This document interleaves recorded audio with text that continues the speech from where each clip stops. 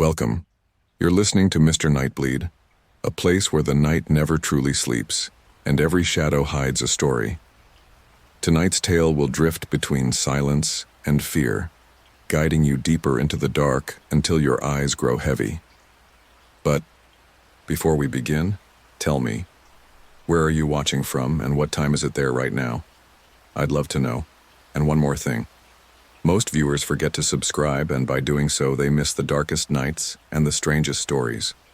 Don't be one of them. Hit that subscribe button now and let the night carry you away. I live in a little farmhouse tucked off an old farm-to-market road where the pines start to thin and the pastures run drenched and flat. On clear days, you can hear cows complaining 2 fields over and trains mourning their way across the county line. On wet nights, all of that folds into the hush of rain.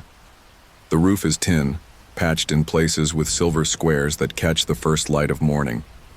I've learned the rhythms of water on metal the way some folks learn a river.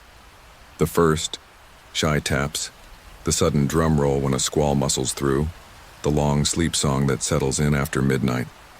It was one of those nights, the kind where the air smells like wet cedar and a little like pennies. I'd made tea and left the kitchen light off so I could watch the lightning. The only lamp burning was the old one by the couch with the pull chain that clicks once for a warm glow and twice for a soft one.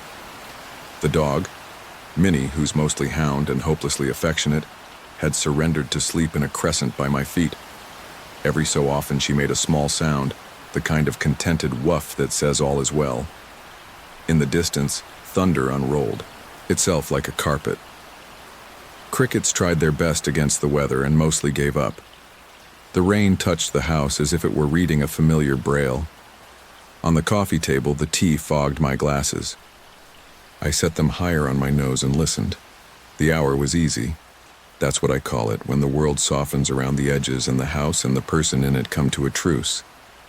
I could have drifted off right there, shoulder against the couch. Cushion, the lamp painting a little halo on the wall. The clock on the mantel ticked a modest, steady line through the quiet. That's when I heard it. At first I thought it was the gutters complaining or a stray branch fingering the siding, but it came again. 3 small knocks at the window. Not sharp, not even urgent. Soft, like someone practicing politeness. A courtesy at the glass. I didn't move, not at once. The window faces the porch, and the porch looks toward the drive where the rain gathers itself into thin, shining streams and walks off the boards in little curtains. It didn't make sense to knock.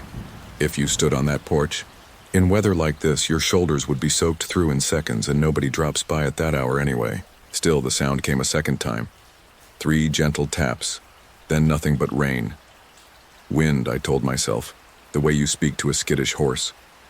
The lamplight made the curtains into pale sails. Minnie flicked an ear, lifted her head once, and decided it was nothing.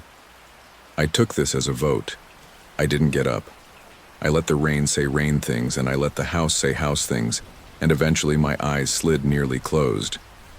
When the knocks came a third time, I felt it across my skin. 3 again, careful and spaced as though whoever made them had perfected the timing. I stood with the slow dignity of someone who does not wish to startle their own life. The cup whispered across the table's old varnish. The floor under the throw rug gave one of its grandfather groans. I moved to the edge of the curtain and pressed 2 fingers into the fabric to part it a thumb's width. Rain had draped itself over the porch in a continuous gray shawl.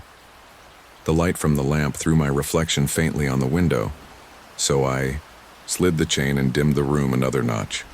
The yard beyond was all motion. The pine shadows seemed to kneel and rise.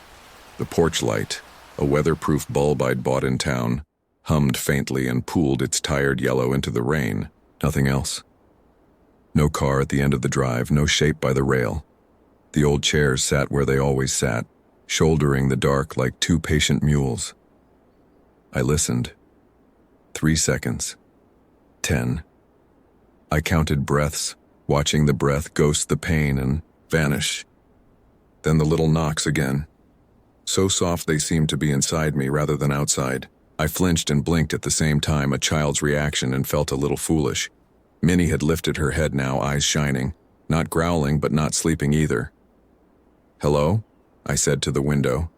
The absurdity of it made me smile, despite the prickle along my arms. "You picked a night." The rain answered. A truck passed far off, a smeared line of sound. I let the curtain fall back into place and put a palm to the glass. It was cool enough to sting, and it trembled minutely where the weather pressed its weight. If somebody had stood there, they would have been inches from me, separated by a thin, shivering sheet. The thought was intimate, unsettling, and not entirely unpleasant, the way a forgotten memory can warm and chill at once. I waited with the patience being alone teaches you. The clock scratched another minute into the room. Somewhere a drip found a new path and began counting down from the top of the frame to the sill. I told myself if it came again, I'd open the curtain wide, switch on the porch light, and meet it, wind or branch or neighbor with news. If it didn't, I'd take my quiet back and finish my tea gone lukewarm. The knocks came from the kitchen window. The kitchen sits around the corner past the little hall, 2 steps down.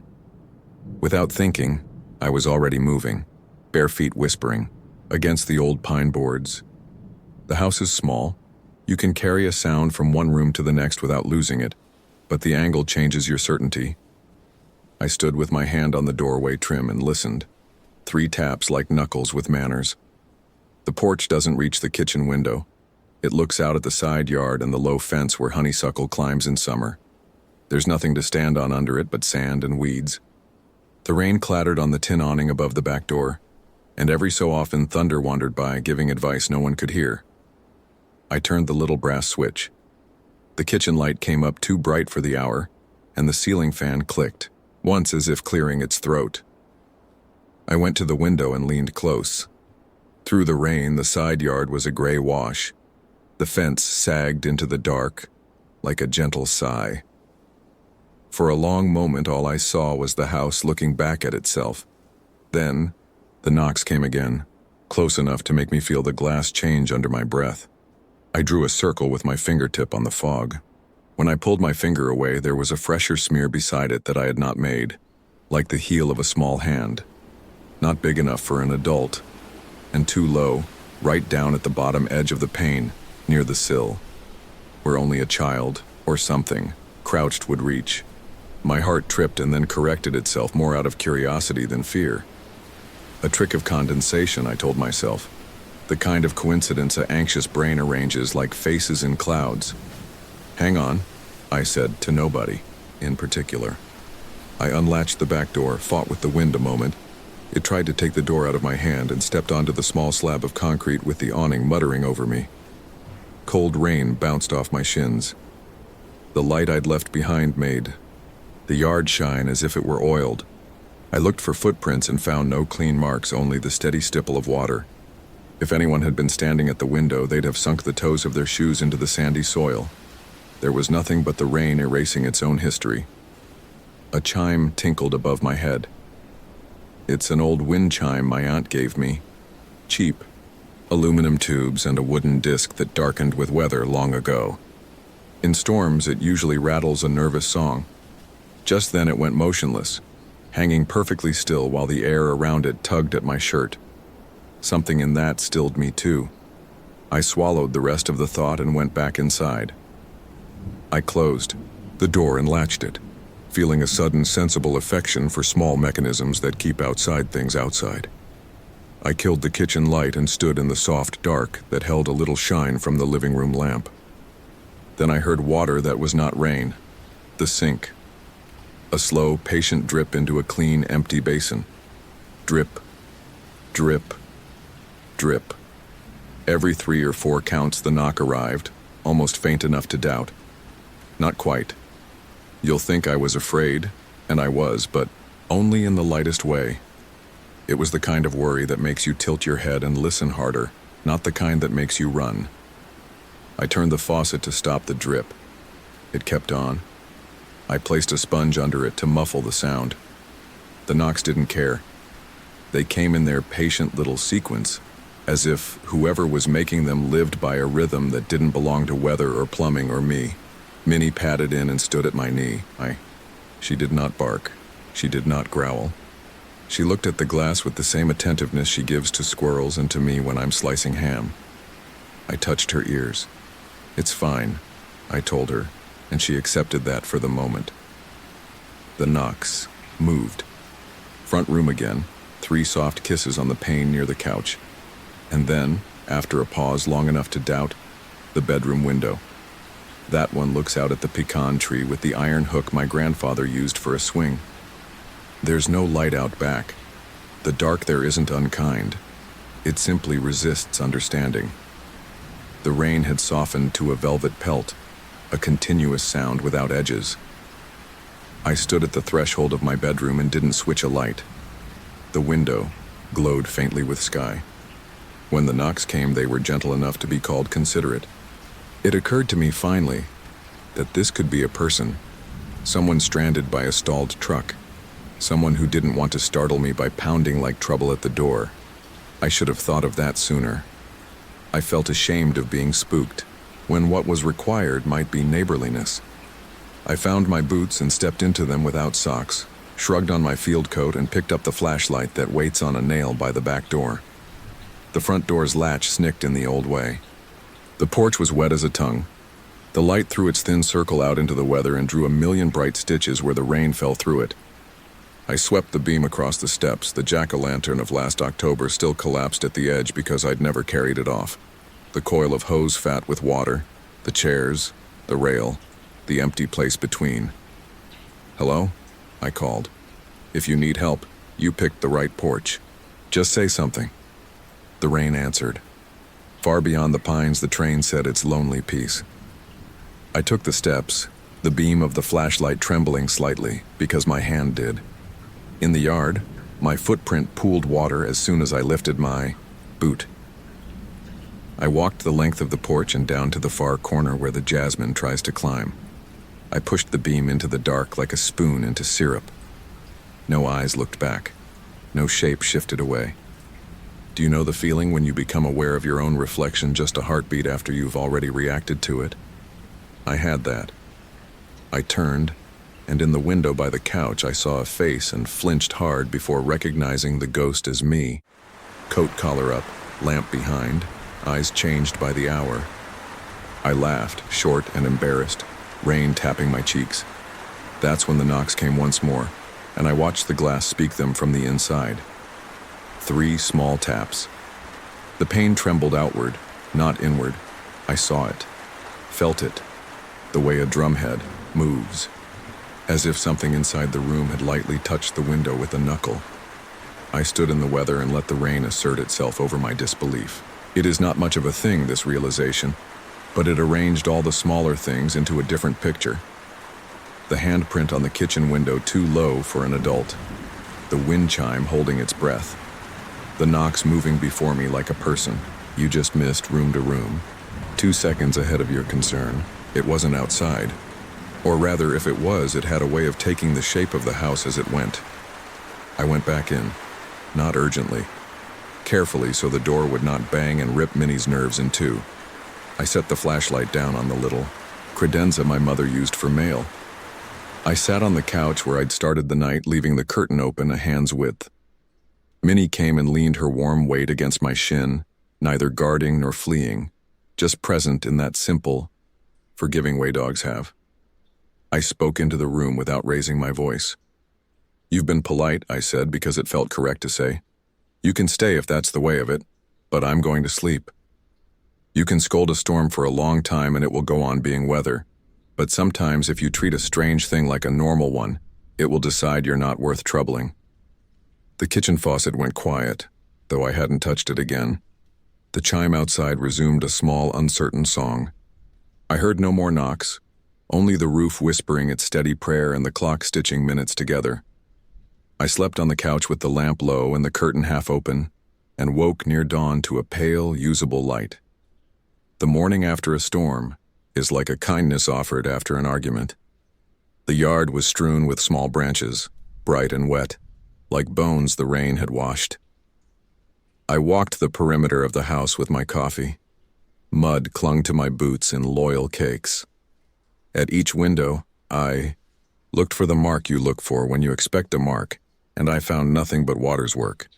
Only at the kitchen window did I notice, down at the corner of the pane where wood meets glass, a faint oval of dryness, as if something warm had rested there a long time while the rest of the glass wept.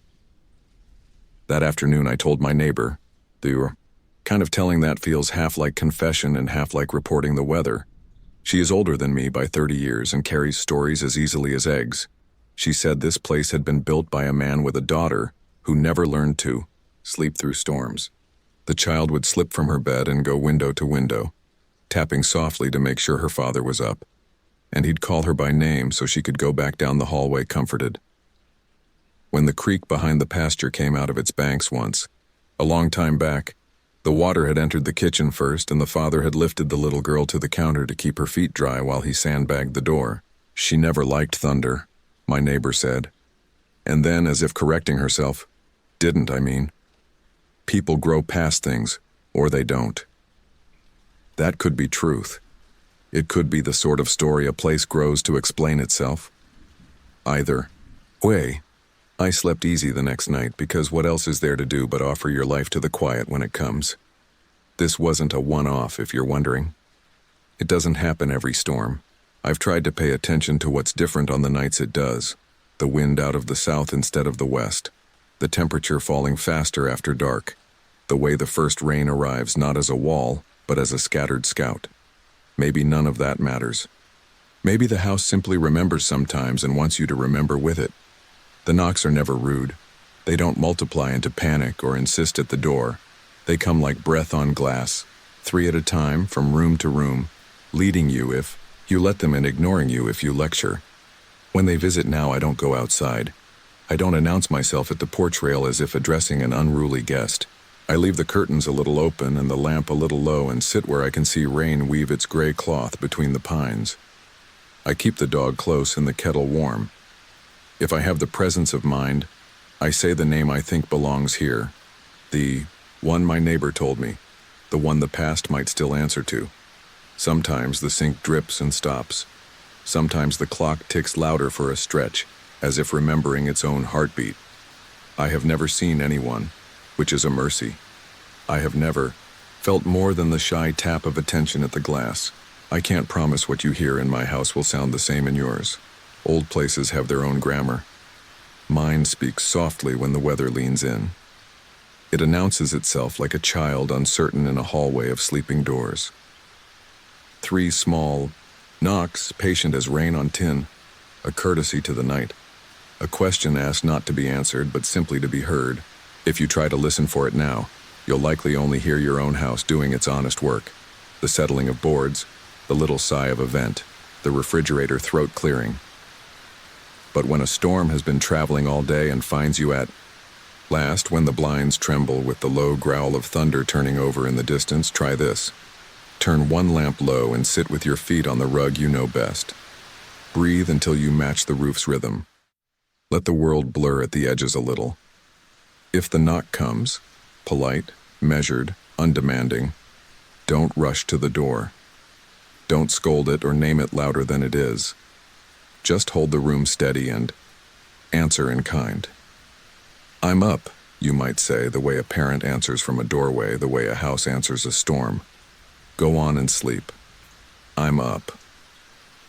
And then let the rain continue its gentle work of washing every sharp thing down to something rounded and kind. Let it stitch the minutes together while you drift.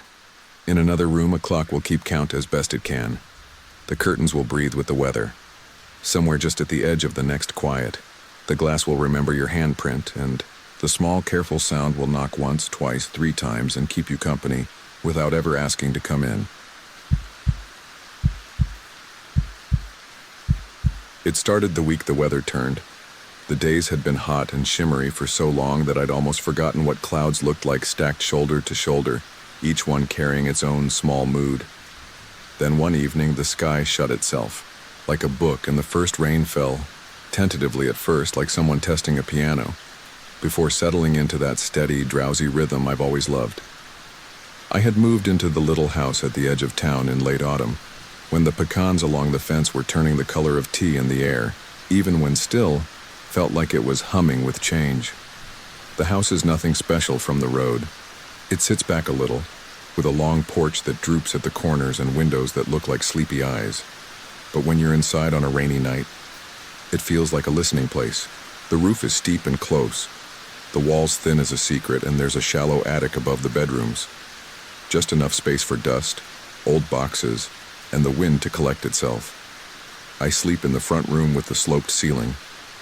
At night, the rain passes inches above me, a soft worn drum I never quite stopped noticing. That first evening, I let the house introduce itself the way a shy person does. Not with stories, but with noises. The tick of pipes cooling, the faint chatter of water searching out the gutters, the floorboards learning my weight as I moved, from lamp to lamp, making a glow that felt like a nest. By midnight, I had washed the supper dishes and wiped down the little kitchen table, the one with the scratched varnish that makes a map of its old life. I brewed chamomile tea in a chipped blue mug and stood at the back screen door, while the kettle hissed itself to silence. The backyard was black and glossy. Wet grass, a clothesline that swayed at its own slow pace, the darker line of trees along the fence. You could barely hear the highway that runs past town. Mostly there was the rain, and the gentle click of the porch's loose board when the wind picked up. I'll admit, part of me had been hoping for this. Rain at last. A reason to let myself do nothing but listen. The months before had been loud with other people's plans. Move here, do that, take this job, say yes. The little house felt like a small permission to keep my own hours. I carried my tea to bed, read a few pages of a book I'd already read, twice, and turned out the light. I lay on my back and counted the spaces between thunder. It wasn't the dangerous kind of storm. It was the kind that makes you want to tuck in deeper and use the word beloved for blankets. Sometime after 1, I woke to what I thought was the end of a dream. In it, I'd been walking up a hallway where all the doors were the same. Something about the way my footfall sounded on the floorboards had made me stop. The sound seemed to belong to someone else, as if it were happening just ahead of me, at a pace I hadn't chosen. When I opened my eyes, the rain was still there, still steady, still speaking in that low-way roofs do, but beneath it, or within it, as if carried like a note in a chord, I heard a single, deliberate creak from the attic. A small pressure somewhere above my left shoulder, then a light shift of weight to the right. The kind of sound that makes you picture a person turning around thoughtfully in one place. I didn't move. I listened. The house listened with me. There was another creak a few heartbeats later, and then nothing new. Only rain. If you've ever lived alone in a new place, you know the argument that starts in your head when you hear something your brain wants to label. Squirrel. Old joist settling. The ghost of a roofer who left a bucket up there and brought his patients back to find it. I told myself all the possibilities I could stand to say out loud. In the soft dark, I even whispered, "It's just the roof," not because I believed that fully, but because a spoken sentence feels like a small lantern. It makes you part of the moment again. And then, because I am a rational person with a talent for ignoring myself, I drifted back to sleep. In the morning, there was nothing to find. The attic door, a square cut in the hallway ceiling with a little string hanging down, was closed. I ran my fingers along the string and felt only dust. The rain had turned intermittent, and the light through the kitchen window made the sink look briefly like a prize. Everything smelled clean, a word that includes damp wood and soap. I put music on while I folded towels and kept the bedroom lamp turned on longer than necessary. In the same way you keep your hand on a shoulder when you don't want to say goodbye just yet. I told myself the house was learning me and I was learning it, and that, like any two strangers, we might misunderstand each other for a while. The second night, the rain deepened. By 10, it had an old rhythm to it. You could sense where it had slipped through the leaves and sunk into the ground, asked the gutters to remember their job. I brewed peppermint tea this time and watched one moth fail, with weary grace, at not being in love with the porch light. When I came to bed, the room was cooler. I could smell the attic even with the door closed, a dry mineral smell like forgotten sweaters. I fell asleep easily, and woke as if gently lifted onto a different pillow. No thunder this time, no wind worrying the porch, only the rain, patient and exact and something above it. Not a single creak, but a sequence spaced out so carefully it almost seemed considerate. 3 steps, pause, 2 steps, pause, 1 step back, as if the walker were measuring a carpet that didn't exist anymore. I know how it sounds to write that, walker. But that's how the sound arrived to me. Not as a theory, but as a shape the mind makes when it needs a place to put a heartbeat. I thought of the little ladder I'd lean against the hallway hatch. I thought of the flashlight in the junk drawer, the one that always makes everything look like a stage set. I also thought of how, when the rain is speaking such long sentences, you can hear things inside it that are not entirely there, and not entirely not there. I waited until the tiny ritual of footsteps ended on what felt like a decision, and I let go of the breath I hadn't realized I'd been holding. I turned my face into the pillow and I said, this time even softer than before, "Good night." On the 3rd night, a new thing occurred. It was barely after midnight. I'd left the door to the hallway slightly ajar and the lamp in the living room on low, the light like a remnant on the far wall. The rain had taken a companionable tone. I could tell it had found its way into a few seams and was traveling along the roof's hidden roads. When I woke, it wasn't to sound but to a sensation, the openness you feel when someone else is awake in your home, moving gently enough that they don't want you to know. I lay there, trying to chart it. Then I heard a small click, as clear as a pin settling in a cushion. The attic string, which I could just see from my pillow, was swaying as if someone had brushed past it with a careful hand. The carefulness made me braver. I slid my feet into the slippers I keep at the bedside, each one a small boat, and stood up. The floor is old and remembers every step. I tried to put my weight down in a way that didn't surprise it. In the hall, I stood under the hatch and touched the string. It was cold, not with outside air, but with that stored attic chill that smells like folded paper and a little bit like a museum. The rain kept speaking above. The lamp in the living room hummed. I thought, if this is wildness, it is the quiet kind. I fetched the ladder and propped it as quietly as I could. I didn't open the hatch. I only climbed up far enough to put my ear against the wood. Up there in that shallow space, the rain sounded closer, as if the roof were addressing only me. I heard a breath that might have been my own, returning to me through the boards. Or it might have been the slow gathering and releasing of air in a space that has taught itself calm. I stayed there longer than I meant to, the way you stand at a window and forget, for a moment, that there are other rooms. In the morning, I made a plan. I would go up during daylight, with a broom and a bucket and the sensible attitude you take to something you've already tolerated in the night. I told myself that if I found footprints, they would be raccoon footprints. If I found nothing, I would enjoy the relief of being wrong. I waited for the rain to slacken. Around noon, it did. I opened the hatch and pushed up the square of painted plywood. A breath of air moved past me, cooler than the hallway, carrying the smell of dry wood and long dust. The attic was low. You could only sit or crawl, and you had to keep your head tipped. The light up there was gray and even. It made a few things look briefly important.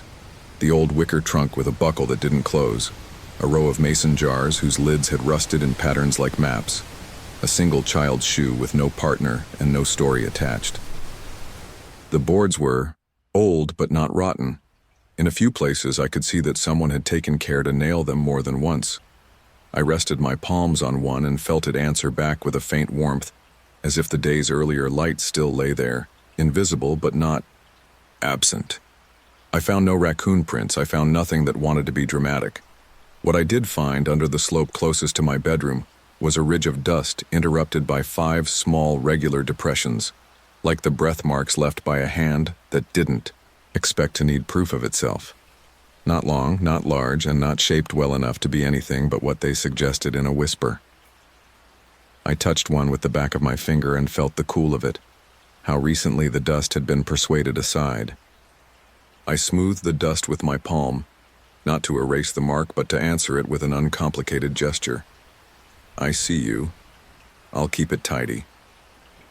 That afternoon, after sweeping, I sat on the attic boards near the hatch with my feet dangling down into the hallway. I drank water as if it were part of the job. The rain held off as if it had given the shift to the wind. I stayed until the boards felt like a seat and the slope of the roof felt like a shoulder. Then I closed the hatch and the house went back to being only itself. The following nights the pattern held, but in small, considerate ways that made me think less of haunting and more of company. It rained most evenings, and each time, sometime, between 1 and 3, the attic made its slow syllables. The steps never rushed. In fact, there was mercy in their pacing, like the gait of a person trying not to wake the one they care about. Once I heard what sounded like a box lid settling, a soft thump that worked its way into a sigh. Once the string made that tiny click, again, and the attic door nudged as if to remind itself that it could. I started leaving a lamp on low by the hallway, not as a ritual, but as a courtesy. I started setting a second mug on the nightstand. In it I put hot water and a thin slice of lemon. It steamed briefly in the dark. I know how that reads. I didn't do it because I believe ghosts get thirsty. I did it because the act of offering makes a person into the person they want to be. On the 7th night, the house decided to add another instrument. It was late, after 2. I'd fallen asleep with the radio on, the dial just shy of a station, so that distant voices shaped themselves into weather. The rain had settled into a patient drumming. Then a new sound arrived, faint and exact. From the vent near the ceiling, a little square grill painted the same off-white as the wall, I heard the low murmur of words. Not a language I could distinguish, more the gentle treadmill of someone thinking aloud to themselves, testing how a sentence fits into the room. A breath followed, and then, very distinctly, a small sound like a knuckle rapping once on wood, waiting, and then rapping, twice more in answer. 1 pause, 2 pause, like a call and response with someone who knows night's manners. I lay with my eyes open and watched the lamplight change the ceiling's slope into a soft hill. I felt no urgency to translate the murmur. If a thing doesn't belong to you, you can still let it occupy the air. Another step above me. A second. A pause long enough to recognize. In bed, I felt my own breath settle into the space between the attic's small moves. I held still until the room understood. Eventually I slept. Morning brought a tangible thing. On the hall floor under the hatch, a small oval of water, not where a leak would present itself, but a half step to the side. Not much. The amount you'd expect if someone had come in from rain and paused to decide where to set something down. I knelt and touched it. The water was cool and ordinary, and yet I had the sense of having found an answer to a question nobody had asked out loud. I mopped it up with a folded cloth, and, though it made me feel slightly foolish, I said, "I'll put a rug here," and did. The closest the experience ever came to frightening me happened 2 weeks later. The rain had not stopped for days, and the house had accepted that it lived now in a different world where everything was softer and smelled like it had remembered a childhood. I woke to a weight at the foot of my bed. Not a heavy weight. The kind of pressure a cat would make, settling onto a quilt, only there's no cat in my life. I lifted my head. In the dim light, the quilt showed a shallow dip that deepened and then released, like someone had set a memory there and then thought better of it. Above me, the attic offered up a sound so brief I might have invented it. A foot held mid-step, then lowered carefully back to where it had been. I was very awake in that exact way you only get once in a night. I chose my next action like you choose a word you'll have to stand by. "I hear you," I said. "It's all right." The house exhaled. The rain soft-pedaled. Something in the vent clicked once, the way it does when metal learns a new temperature. The weight at the end of the bed lifted, or rather, the idea of weight let go of me, and all at once the room seemed to take a tiny step back to make itself larger. It wasn't frightening. If anything, it embarrassed me, like catching a friend in the act of kindness. That was our quiet climax. I don't mean in the sense of drama. I mean that afterward, neither of us, me or the house or what the house was hosting, had anything to prove. I went on making tea and keeping the lamp low and listening for the rain's change in tone the way you can tell a person's mood by their footsteps in the other room. And the attic went on doing whatever small work had drawn it back to its circuit. The steps grew less frequent, and then more, and then less again. In that way, weather has of telling you nothing you can use to plan. A few times on bright afternoons, I opened the hatch and went up with a cloth and a little basket. Of order. I dusted, not very well, and told the space what I was doing. Here, I would say, like a parent showing a child where the mittens go. This is better. Once, under the lowest edge of the roof, I found a photograph. It was the size of a postcard, its edges scalloped, the surface cloudy with whatever paper does when it remembers that it came from a tree. The picture showed the house 40 or 50 years ago. The porch was straighter. The front yard had a radio tower of a television antenna.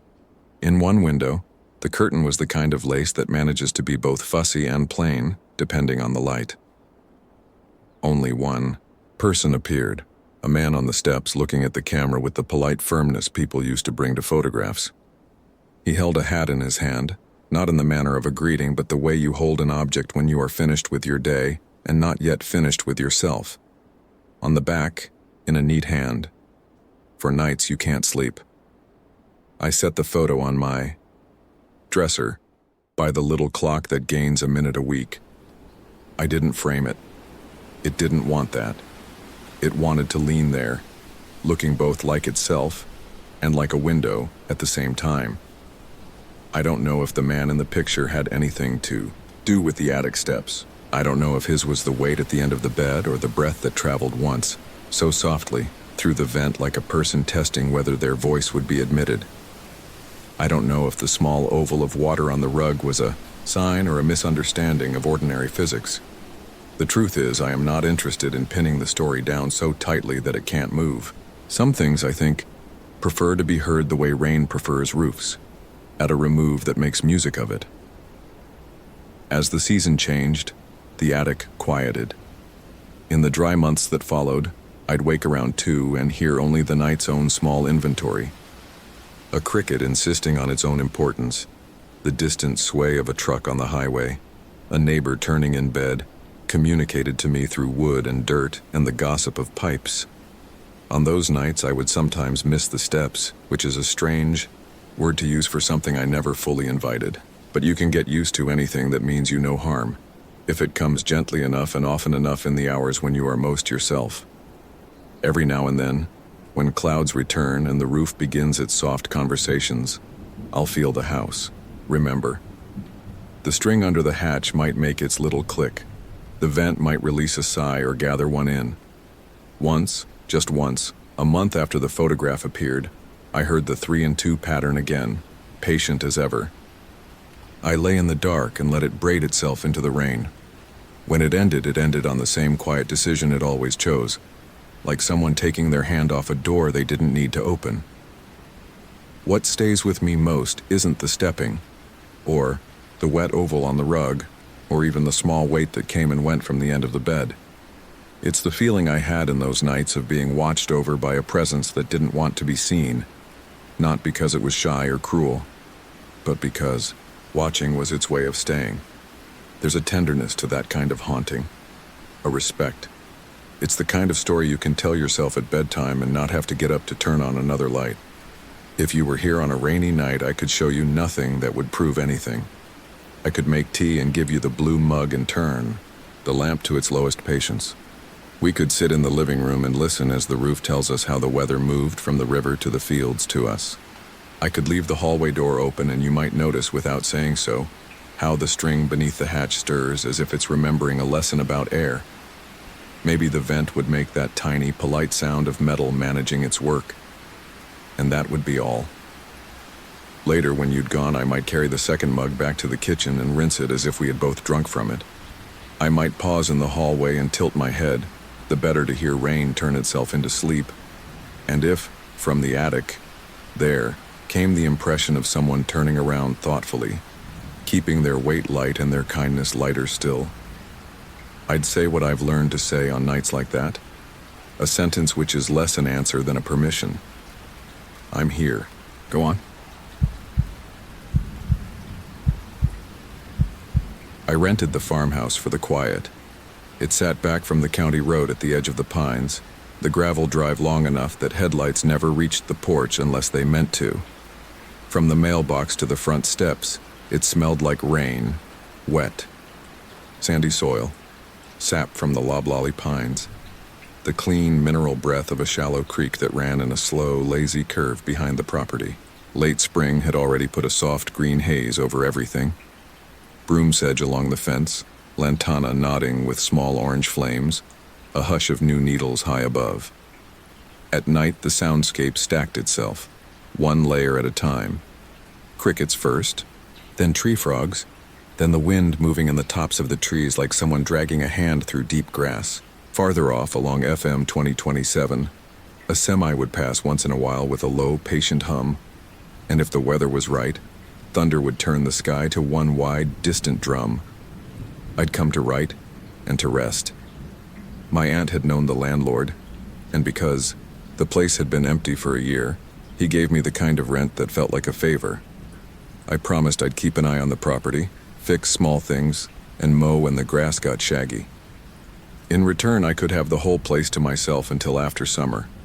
The farmhouse wasn't much to look at from the road. White paint chalked to the grain, a porch listing just a little, but inside it was clean and square, with floors of old heart pine that had kept the light like honey.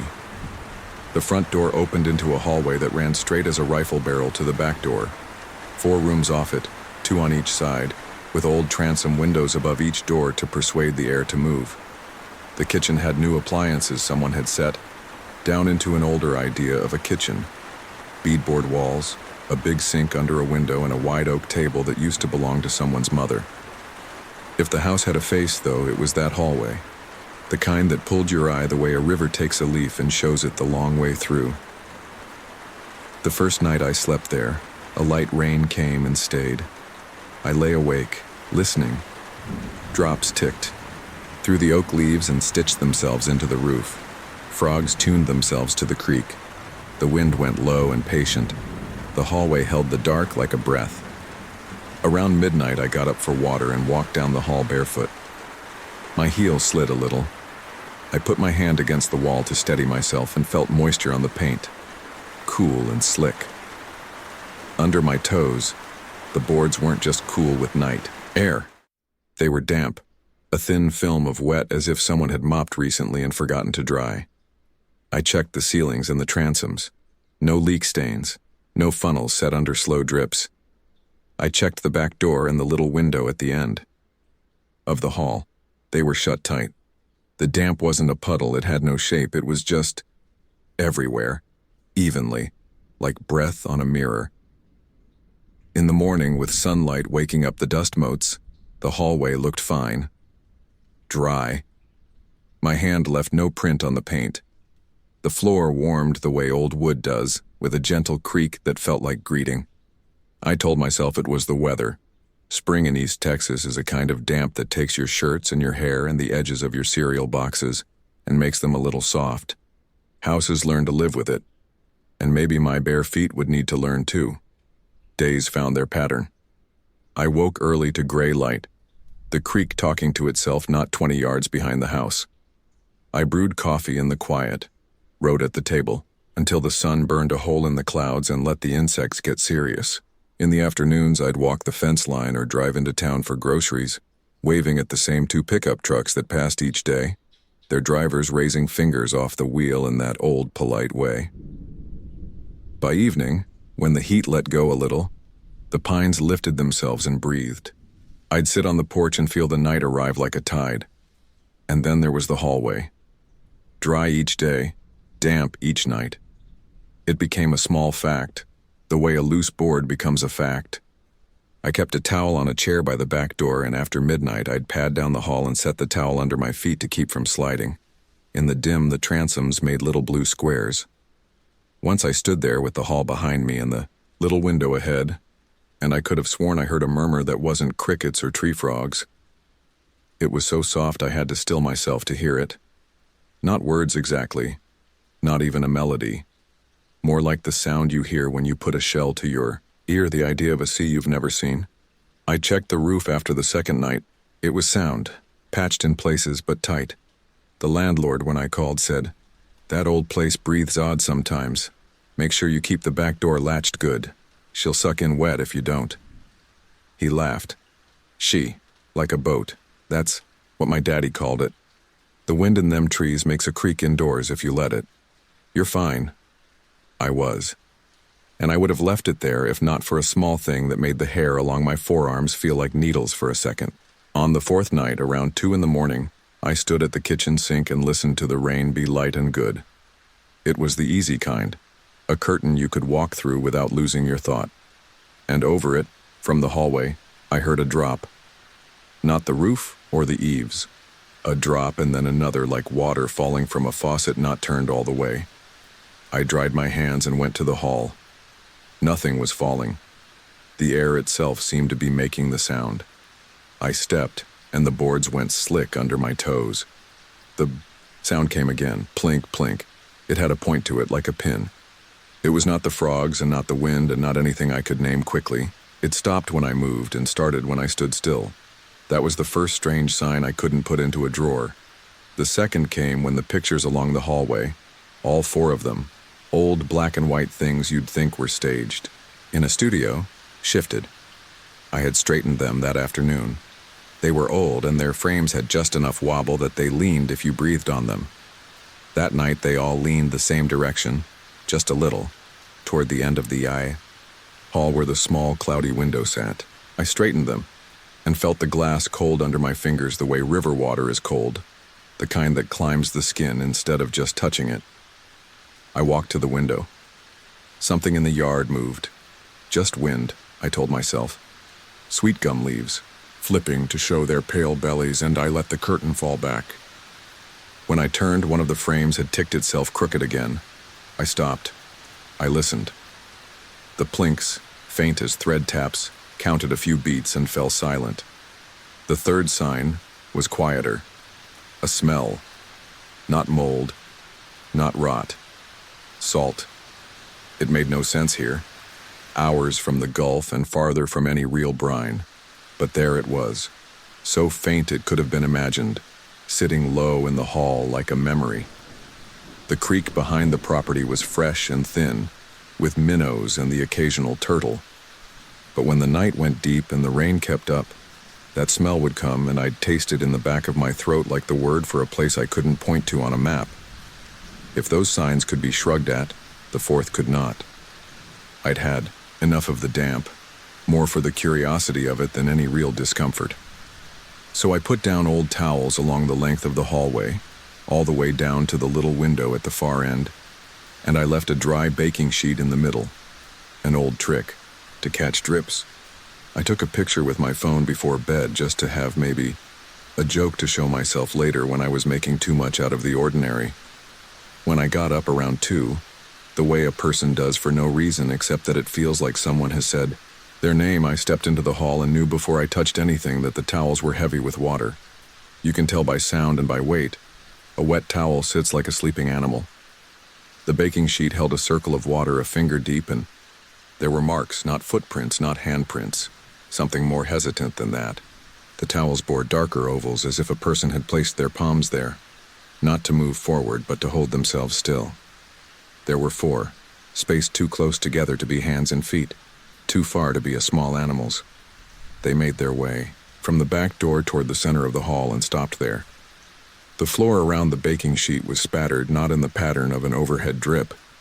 It looked more like something had shaken itself gently and then gone very still. I am not dramatic by nature. I am the person who checks a sound by making another sound to see if they match. I will lay a level on a shelf and then step back and tell myself what the bubble means twice.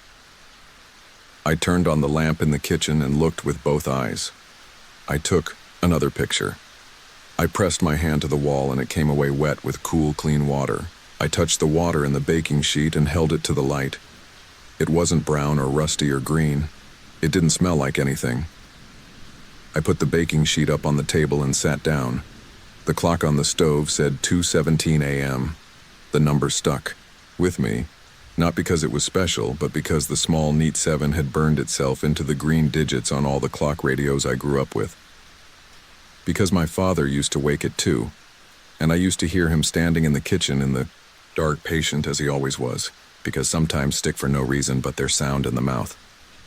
2:17. The tree frogs argued the same small argument they always do. The rain gave the roof a patient tapping. Somewhere in the hallway, a drop formed and let go and found the floor and made a sound that a human heart knows. The next morning, I carried the towels outside to the porch rail and wrung them out. The water ran clear and felt almost lively, like it was glad to be moving again. I put a fan in the hall and let it run all afternoon. By evening, the floor shined with its old polish. I straightened the picture frames again, wiped the baseboards, and told the house I appreciated its quirks, but that we were going to encourage dryness, thank you. And for one night, it listened. I woke at 2 anyway, eased my feet to the floor and stood in the dark to test the air. It felt like room. No slick under my toes, no breath on the paint. I smiled to no one and went back to bed and slept easier than any night since I'd come. The second night, the rain returned. Not heavy, just a whisper, just enough to keep company. And the damp came with it. The faintest film first, then enough to turn the floor uncertain again. The hall was a place that wanted water. I could feel the way it collected it, as if it had an idea about where it longed to go. The pictures listed to starboard. The little window at the end made a shape on the floor like a coin. The air went cool and then a little cooler. I decided, for no good reason except that I was curious and maybe a little proud, that I would stay up in the hall and watch. If there was a leak I hadn't seen, I'd find it. If the air was condensing on the paint in a way I could coax to stop, I'd figure it out. I turned off every light. I took the chair from the kitchen and set it in the doorway of the second bedroom on the right, where I could see 40% of the hall one way and 60% the other. I put a towel at my feet. I put the cold baking sheet beside me on the floor. The house settled its bones. The rain made its long, regular applause. At 2:10 a.m., the frogs sounded a little too loud, and then a little too quiet, the way a crowd does when someone stands up and they aren't sure whether to laugh yet. At 2:14, the tree out back, one of the sweet gums, shifted and gave itself a shake, sending a soft patter of water off its leaves that looked like a small, temporary fog in the porch light. At 2:17, the air in the hall gathered itself like a small tide. I don't know how to say it better than that. It went from room air to something that had a direction from nowhere to forward. The damp rose from the floor as if that was how it always wanted to be. A drop formed on the baseboard halfway down and let go. It struck the floor with that neat, bright plink. The sound made a shape in me, something like recognition and something like grief. I closed my eyes. It seemed like the right thing to do. With my eyes shut, the whispering came back. Not voices, not really. The suggestion of them. The way a lullaby sounds through a wall if you're just waking and haven't remembered which house you're in. I could not make out words. It wasn't English or not English, it was the sound you make when you are trying to comfort someone without waking them. I felt it pass me, felt something like cool air brush my arm, the kind of cool that has weight to it. The floor seemed to give a little, as if a person had stepped near and put their weight where my weight wasn't. I opened my eyes. Nothing stood in front of me. The chair creaked because I'd made it creak. The pictures leaned the way they had decided to lean. Another drop formed and fell, and then, before my eyes, the damp notched itself along the floor in a long, shallow, hourglass curve. It wasn't quite a shape, but it was not random either. If someone had traced the edge of a small boat where the keel meets the water and then made a ghost of that line out of wet, it would have looked like what I saw. It sat for a few breaths and then spread and smoothed and was gone into an ordinary, even film. I don't know why I said what I said then, but it felt like I had been waiting to say it for days.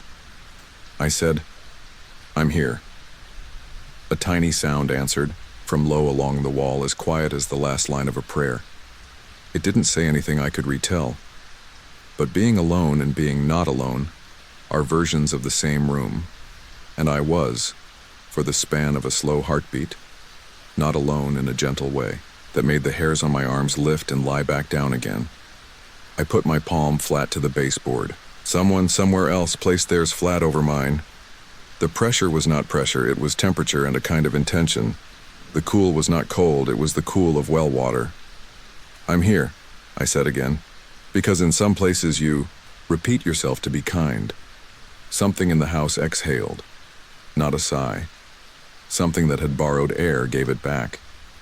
The water on the floor gathered like dew along a spider web and pulled itself toward the far end of the hall where the little window sat like the eye of a needle. The baking sheet caught 3 drops with the clean, bright ping of a fork on a glass at a wedding. Then the sound stopped. The damp did not entirely go, but it felt less insistently itself.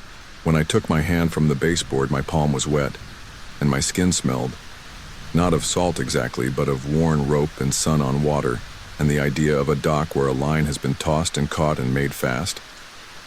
I slept. I slept in the chair with my head against the doorframe, which is a way I thought I had given up in childhood. When I woke, the hall was bright with morning and clean as a thought. The towels at my feet were only a little damp, the way a towel gets if you've dried your hands and then forget it for an hour. The baking sheet held a single drop, domed and perfect, holding the room upside down. That day I walked down to the creek and sat with my shoes off. The minnows arranged themselves in a way that looked like punctuation. I thought how houses are like people's faces. They store expressions that don't always belong to the person currently wearing them. The farmhouse had been empty a year. It had been full for 100 before that. I could imagine, without wanting to make a story of it, that I couldn't. Promise was true. Families sleeping here in wars and in winters, letting in a neighbor in a storm, lighting a lamp for a person who wasn't yet late. I could imagine, because anyone can, a low-slung skiff nosing along a flooded creek in a spring when the rain didn't know how to stop, a woman folding a child into her coat, a man standing knee-deep in brown water in a hallway not unlike mine, whispering, "Hush now. It's only a little more. Almost there." I could imagine the place learning that hallway meant water, meant waiting, meant voices that keep each other awake gently so they don't go under. I didn't go hunting for evidence. No newspaper clippings, no old letters in the attic, no carved initials in the door jamb. I fixed the screen on the back door and oiled the hinges where they complained. In the evening, I drank tea on the porch and telephoned my aunt. When the night came and the frogs took up their ancient work, I moved the little chair to the end of the hall by the window and opened the transom over the back door a finger width. The air learned a new path. The hallway still gathered damp on rainy nights, but something in it had unknotted. The pictures stayed a little more true to their hang. The smell of salt came only when a south wind pushed through the pines and made the creek churn against its banks. Even then, it was more memory than air. Sometimes, around 2:17, and often only then, the plink would come again. That precise small drop, the sound that lives in the middle of silence and tells you it is a living silence and not an empty one. When it did, I rested my hand on the baseboard and said, "I'm here," and felt the chill answer. Not frightening, not warm, but companionable, like two people sharing a bench and watching rain. Once, on a night when thunder was far to the east and the sky over my field was clear and full of tiny pricks of cold light, I fell asleep in the chair and woke to the faintest impression on my palm, the way your skin remembers the weight of a book when you've set it down. I lifted my hand and held it to the window. There was nothing to see, but the skin across my lifeline had a neat, pale wrinkling, just enough to tell me I had been holding water or water had been holding me. The summer came on and made the afternoons heavy. I kept writing. I mowed. I pulled a small carpet of greenbrier away from the corner of the porch. Nights kept their habit of coming softly. The hallway and I had an arrangement. It would gather, I would listen, and neither of us would try to make a wrong shape out of a right feeling. When I left at the end of August, I walked the hall once more in my bare feet, my hand on the paint, and I told the house thank you.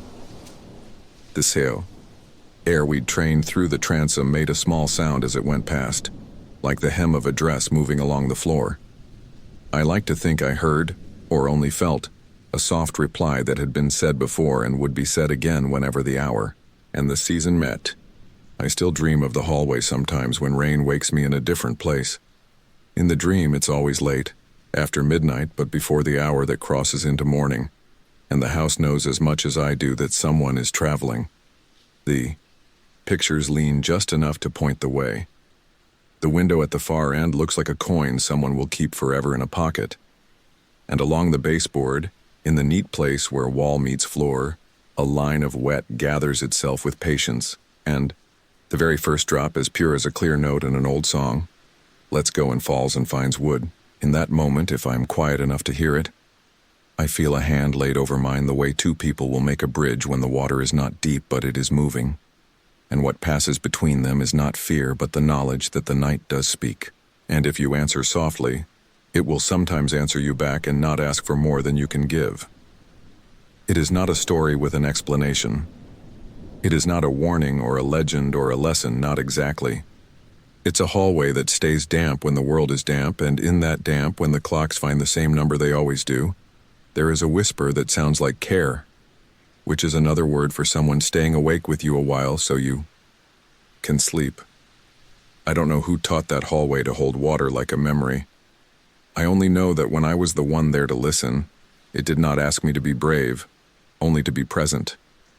And that, more than any answer, is what I carry with me when the rain starts and the house makes its thoughtful seams and the night, older than whatever I am, sets its slow hands upon the hour and waits.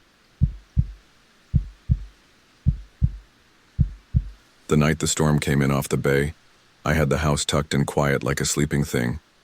I'd spent the evening going room to room, tightening the old brass latches on the windows, drawing the hurricane shutters, laying towels where the sills always wept. The screen porch clicked faintly as the wind found it and worried at the mesh. The marsh grass across the road lay down like a field of animals, all facing the same direction. A pale glow hung behind the clouds where the highway and the shrimp docks might have been if the rain weren't stitching the dark shut. It was late autumn, the kind of cooler Gulf night that still smelled warm, wet rope and salt and green things bruised by water. The radio said the worst of it would unspool after midnight. Tide pushing against tide, gusts like freight trains, thunder moving in a long, slow caravan from the southeast. I made tea and left the kettle on the back of the stove, heat low, as if the house itself needed something to sip. I wrapped an old quilt around my shoulders and sat in the shallow lamplight, listening the way you listen to a sleeping child. Not worried exactly, but fully tuned to every small sound. I'd been alone out here a while by choice. The stilted house hunkered over the ditch in the palmettos like a bird perched on its legs. When the wind came off the water, the whole place sighed and leaned and righted itself like a skiff shouldering a swell. My father used to say that kind of motion was good. It meant a thing was built to live. He kept an old yellow slicker on a hook behind the door and would tap the buttoned cuff with 2 fingers and say, "Hold fast." He meant it about rope knots and patience both. It's an easy phrase to remember. It has the sound of knuckles, rapping twice on wood. By a little after 2, the storm was properly here. Rain braided itself into sheets and then into something finer, like lace pulled so thin it was mostly air. Thunder found its stride and stopped trying to surprise anyone. The house knew the routine, a tremor through the joists followed by a deeper steadiness. The generator ticked on occasion, impatient but not yet needed. I turned the lamp down another notch and let the rest of the rooms be dark.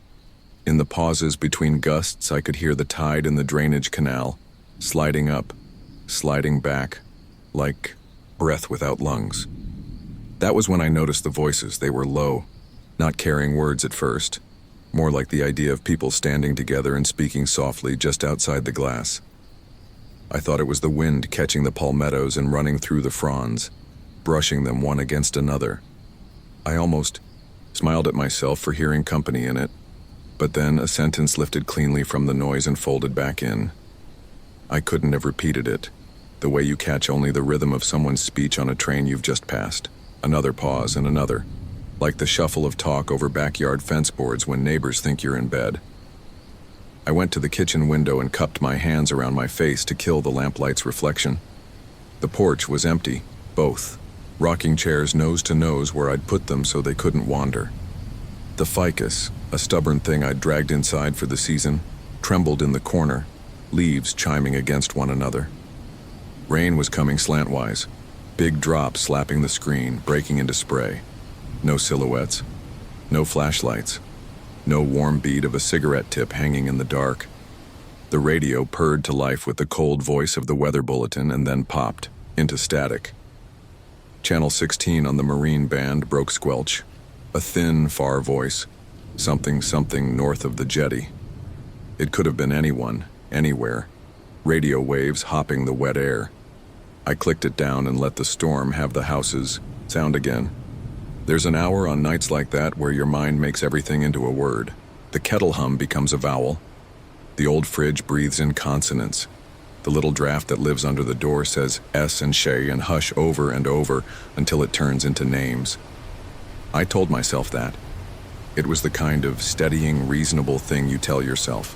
But each time the thunder rolled away, the voices returned. Closer now, as if whoever it was had paced from the road to the base of the steps and stopped there to confer. "Wait," one of them said. And that word I heard. The syllable rode, up on a gust and broke right against the window. "Wait," and the glass echoed a little in its frame as if the word had weight.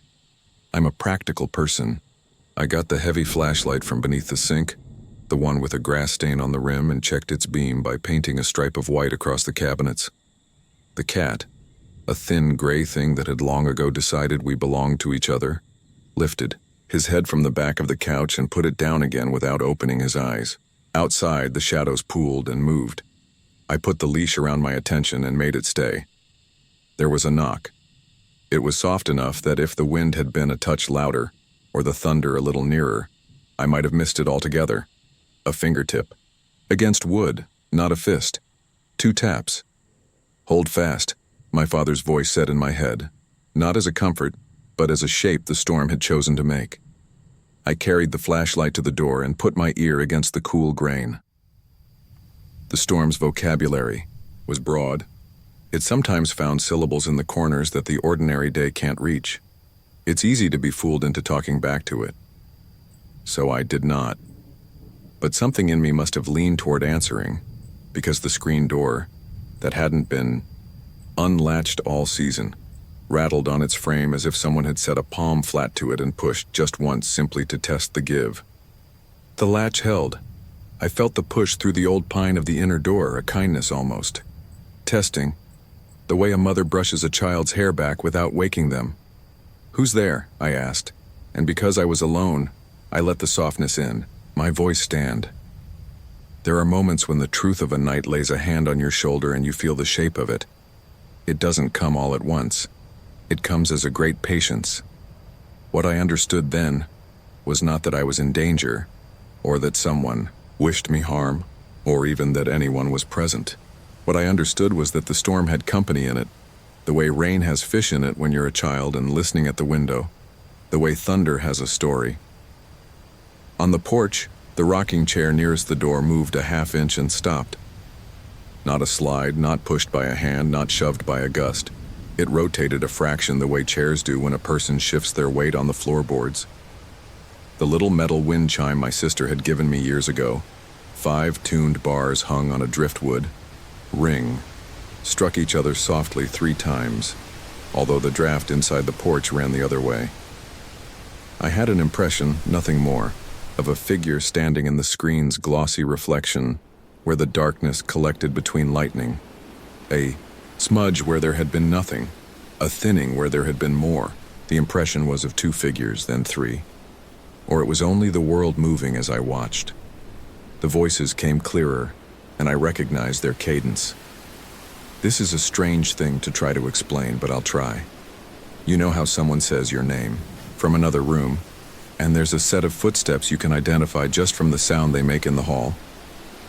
The voices had that quality, the sound of folks who knew the house.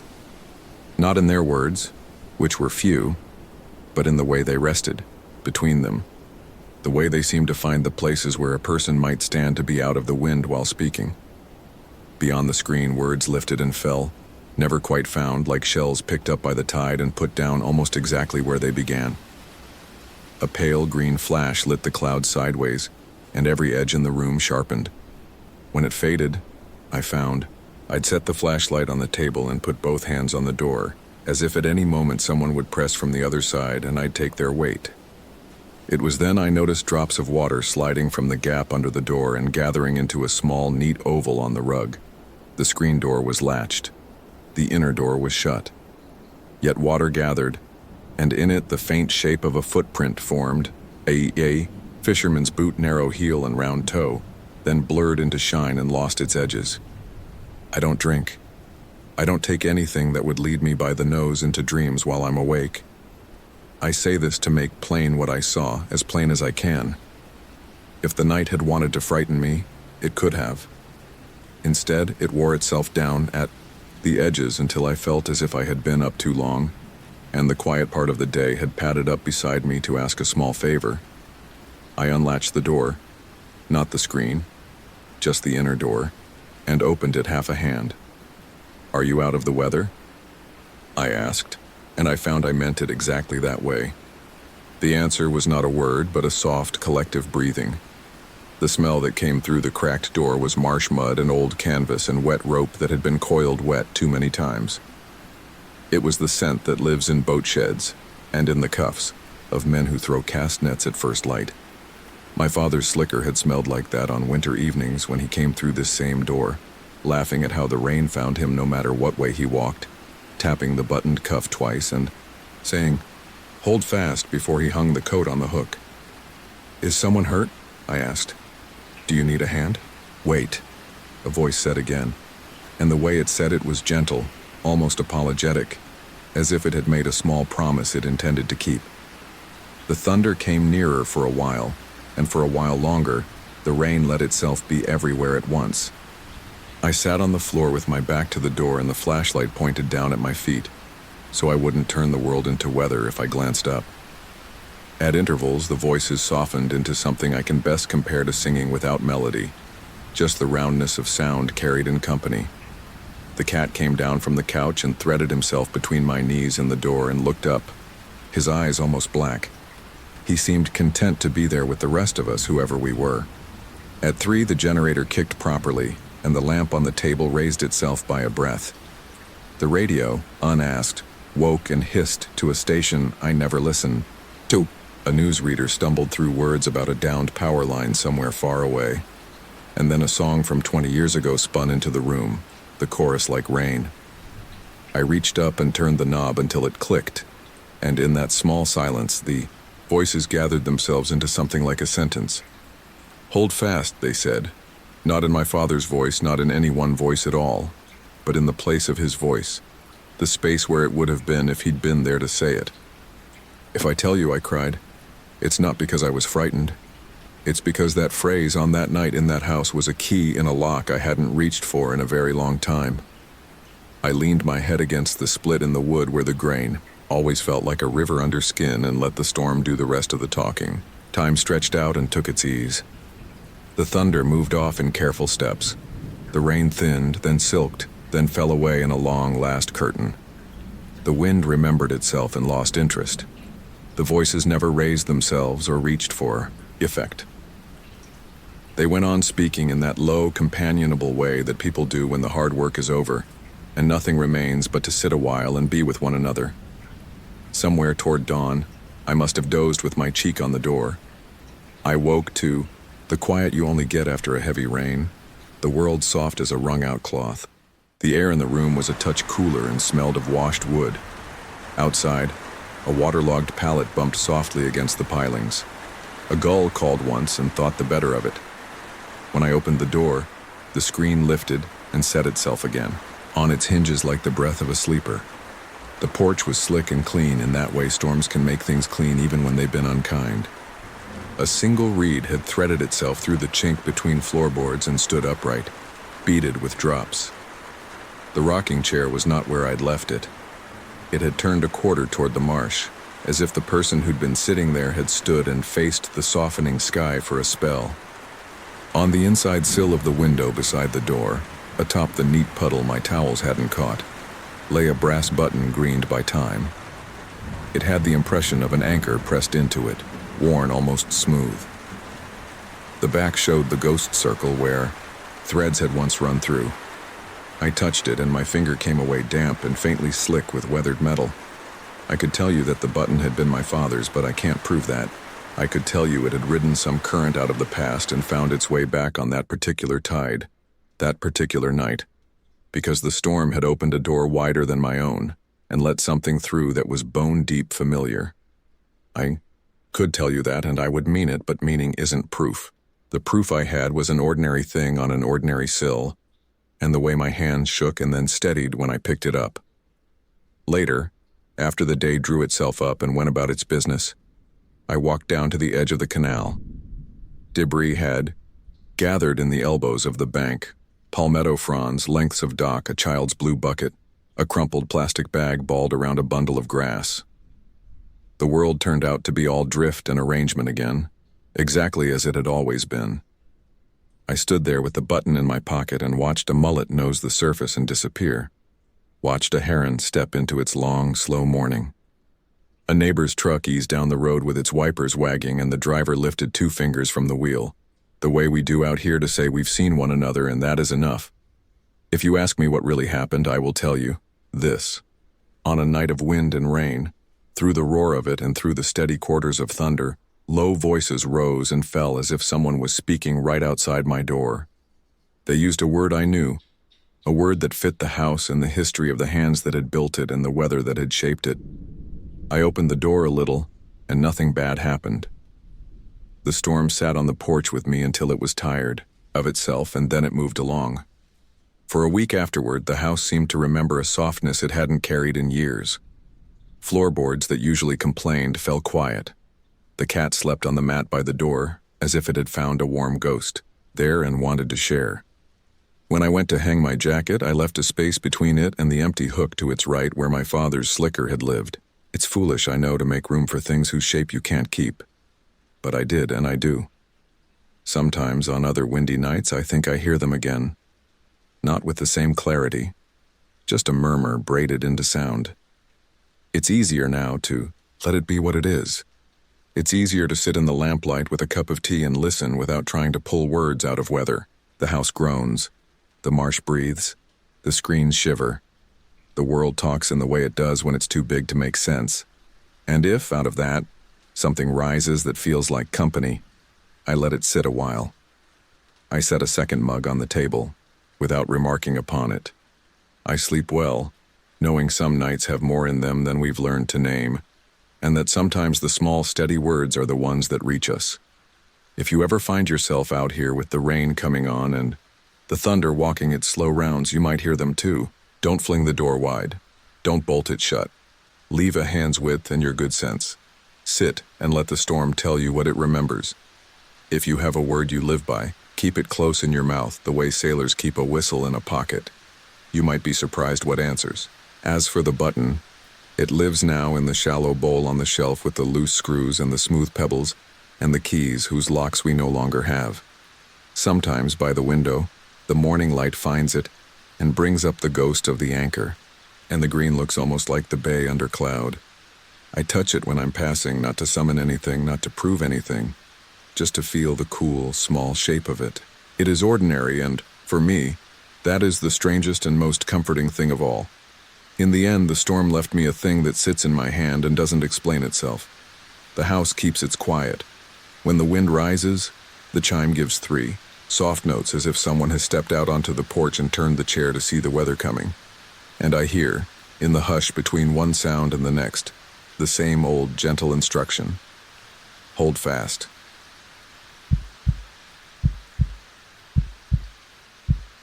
It was the kind of rain that doesn't come down so much as it drifts, fine as breath, and makes the world look like it's wrapped in gauze.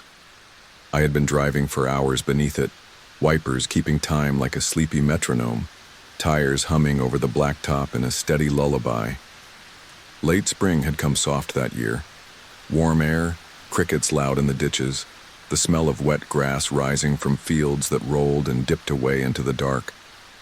By the time I saw the gas station's pale canopy glowing through the mist, it was well past 2 in the morning. I remember the dashboard clock, 2:17 a.m., a good hour to be between places, a small hour that asks for hush. I pulled in under the awning and let the engine idle a moment, savoring that tiny pocket of shelter. Rain purled along the windshield and stretched itself thin into silver threads where the wiper had just passed. Out beyond the glow, the two-lane highway carried on without me, a river of asphalt with no boats on it. The station's sign showed a price that felt out of date, half of its red tubes dark. The storefront was a low rectangle of glass lit by a single fluorescent inside that made the racks look like a stage set left after rehearsal. A hand-lettered note taped to the door had bled in the damp until the words looked like brushstrokes. I read closed and something like back at 2:30, but the ink had run together the way old memories do. I shut off the engine and at once the world grew bigger. The rain had a voice of its own. Hiss on the roof, tick on hot metal, fat. Drops plinking off the plastic lid of the trash can by the pump. Somewhere in the fields, frogs answered each other in sleepy gulps. To my right, the empty ice chest wore a skim of water that shivered whenever the wind crossed the parking lot. I cracked the window and let the night in. It had the clean, electric smell storms carry, a little oily too from the pump handles, the ghost of gasoline in the air. I hadn't planned to stop, I wasn't low on fuel, but the steady sheet of rain and the hum of the tires had worked at me, loosening the stubborn, wakeful knot that keeps a driver alert, and I could feel my eyes wanting longer and longer blinks. Pulling over felt like a kindness to myself, a small harbor before the last part of the trip. I left the keys in the cup holder, slid my jacket up over my shoulders and stepped out. The rain was fine enough that it found every seam in my clothes, but under the awning it was just a dampness. On my face, a cool hand. The concrete was dark with water and I walked slow, watching for slick patches. The pumps looked like pale, patient animals at rest. Their little screens showed no messages, only a gray-green tint like the surface of a pond. I could hear something, buzzing inside one. Transformers, maybe. And then not buzzing, a conversational little stutter as the building shifted and settled around its own hum.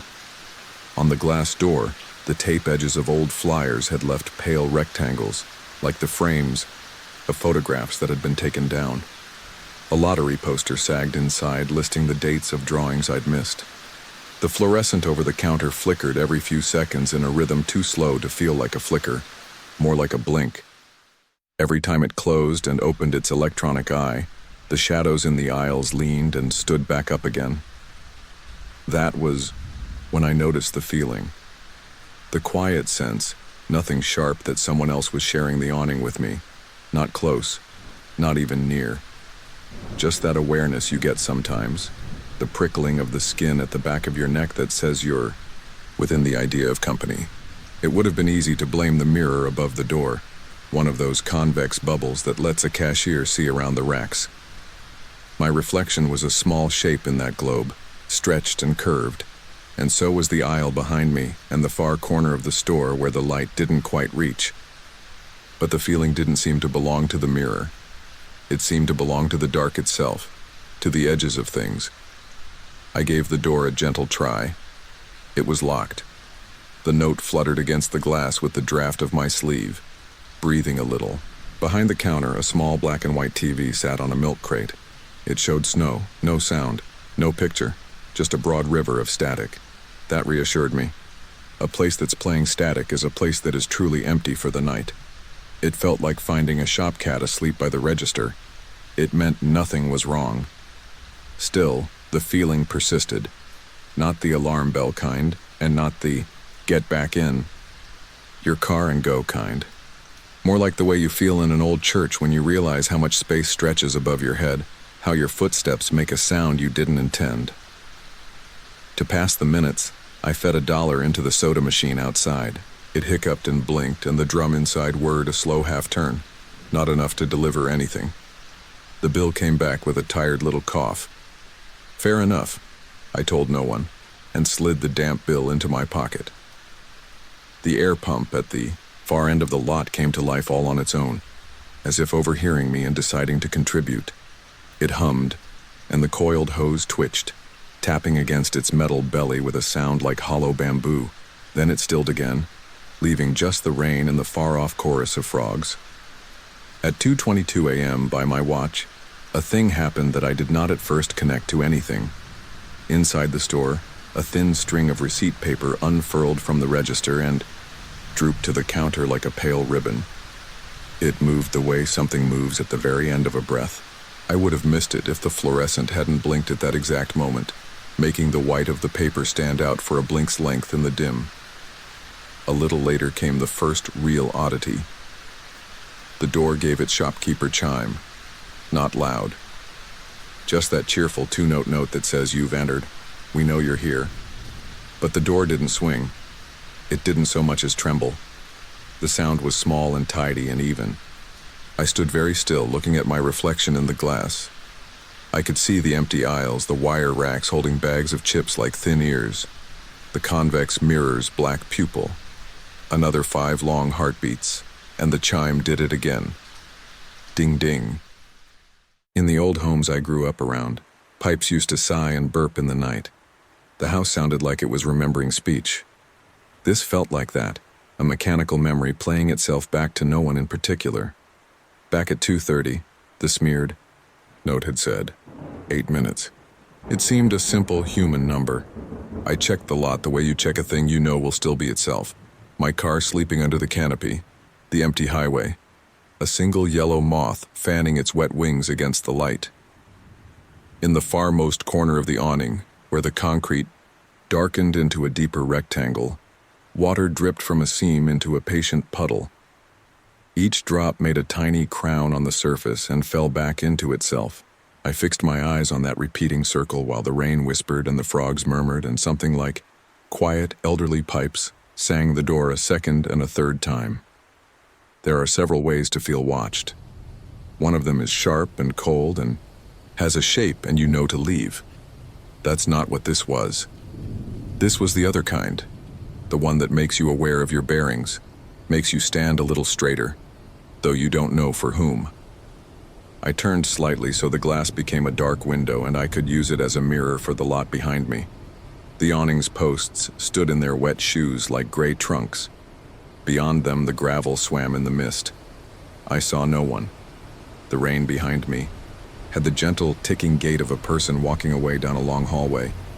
The fluorescent blinked its slow blink again, and for that heartbeat's worth of darkness, I noticed 2 small lights close together, high in the far corner, golden and precise like eyes. When the light returned, they were gone, and that should have convinced me I'd seen the reflection of the soda machine's LEDs doubled by the glass. That would have made sense.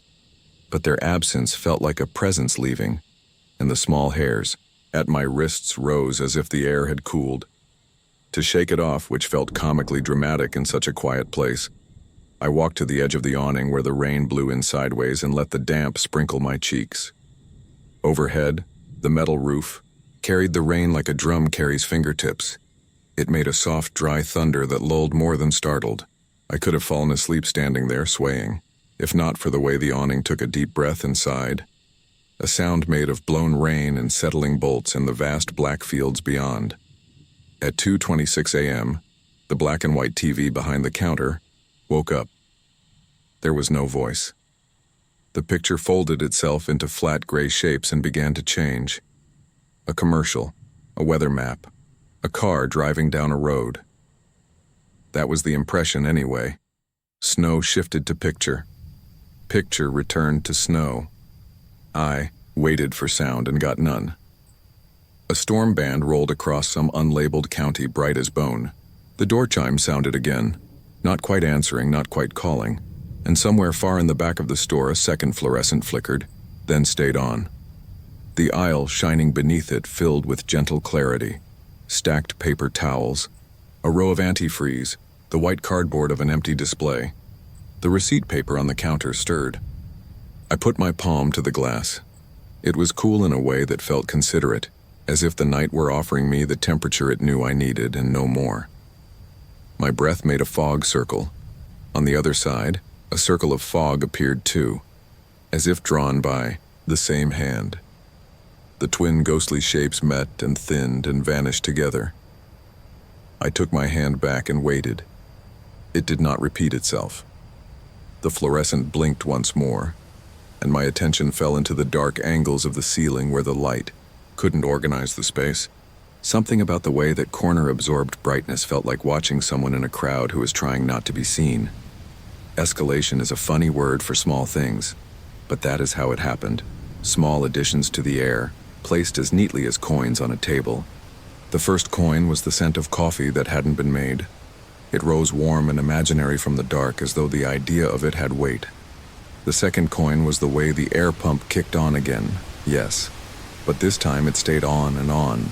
The whir deepening, the coil jostling in a steady, restless way as if a careful person were checking pressure and not wanting to wake anyone.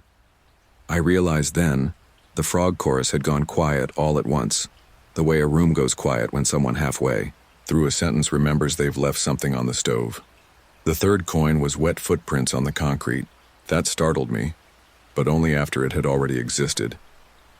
I had been looking at the puddle under the seam, the one that made those repeating crowns. It wasn't big, not really even a puddle, more a shallow plate of rainwater holding the light, like glass. Across it lay a crescent print I knew wasn't mine, first because of how fresh it looked, rain slick and clean at the edges, and second because it was too far under the drip to be from me. Another crescent joined it a breath later. I watched the second print appear the way you watch breath fog a mirror. There, then clearer, then softening as the water slid into itself. They were not heavy steps. They didn't pull water to the edges.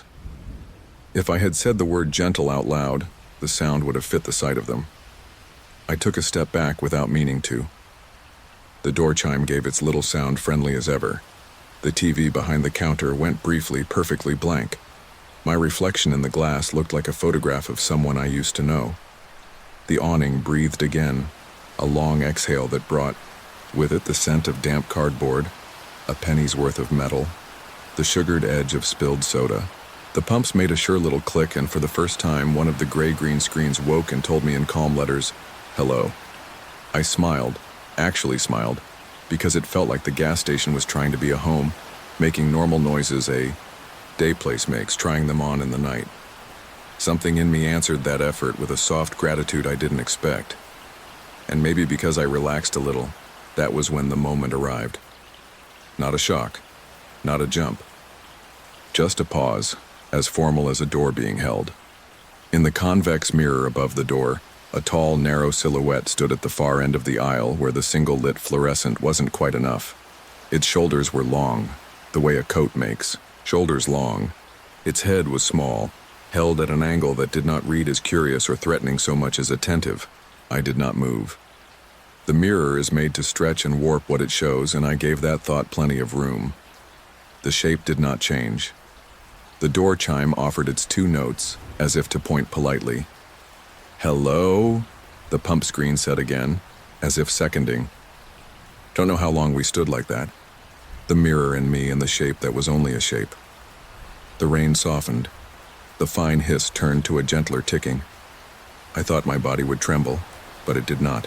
When the light blinked once more and came back, I saw there was no silhouette at the end of the aisle anymore. I did not feel let down, though a part of me had expected to. I felt the way you feel when a cat you didn't know was in the room, decides to announce itself by the absence of pressure on your lap. The receipt paper fed again. A slow, patient gift. And this time it tore itself neatly along the serrated edge and fell to the counter. It did not happen because a breeze came through. The door was tight in its frame. I could see the rubber lip resting. No draft touched my skin. It simply separated, as if the action of being ready had made it so. The TV behind the counter showed a field, I thought. A field and a road and a sky with rain. A little car took a polite left turn and was gone. I checked my watch. 2:29 a.m. On impulse, I lifted my hand to the glass again, and once more a fog circle bloomed on both sides, mine and its cousin inside, aligned as neatly as if a kinder sort of breath had matched mine. When it faded, I let my hand drop, said quietly, "I'm just resting a minute." The sound felt too loud, so I tried again, softer. "I'll go on soon." The pump screen's hello disappeared. For a second it showed a blue-gray bar sliding from left to right, and then it returned to a calm blank. The air pump stopped. My ears rushed a little with the sudden subtraction of its hum. Somewhere far off, as if a window had just opened in a house. The frogs found their voices again, and this time they made the sound they make at the end of a rain, when the air smells of leaves and the night feels like a soft shirt put on fresh from the line. I stepped back to the car then. The habit of the road drew me as much as anything, the simple rhythm of moving after a pause. The door thunked shut, and with it the quiet under the awning made itself a private room again. I turned the key halfway, enough for the radio to wake. It found a station on its own that I would have sworn didn't exist in that stretch of highway. Low music, a ballad from a decade I couldn't place, like something you remember from childhood but can't name. Between verses, a woman read the forecast. Light rain ending before 3. Patchy fog. A good night for slow driving. Her voice was the exact temperature of the air outside. My headlights touched the wet concrete and made a little lake of brightness. Through the windshield, the glass storefront looked farther away than it had moments ago, like a stage has been struck and the scenery drawn back. In the convex mirror's black eye, I could see myself as a pale dot. And above me, the ceiling and its dark corners. And for a brief, unreasonable second, I felt sure a second pale dot stood on the other side of the glass, also watching. Not hostile, not eager, merely present in a way that felt like a nod you don't notice until the conversation has already continued. When I eased out from beneath the awning, the rain in the open touched the windshield in soft pins. The tires hissed as they left the concrete and found the road. The radio song folded itself away and the woman's voice returned. "If you're headed east," she said in that same gentle temperature, "you've got the road to yourself.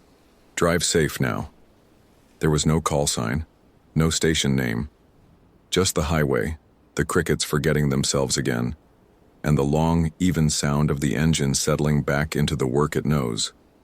In my rear view, the gas station's canopy hovered like a ship, white and alone in its sea of dark. The fluorescent over the counter blinked once, twice, and then stayed steady as if it, too, had decided to stop trying to convince itself to sleep. I watched it until the mist took it. When I finally looked forward, the world had narrowed, the way it does when you find your focus again. The line in the center of the road pulled me and I followed. I kept the receipt the station printed, if that's what it was. I found it later in my jacket pocket where I'd tucked my damp dollar bill.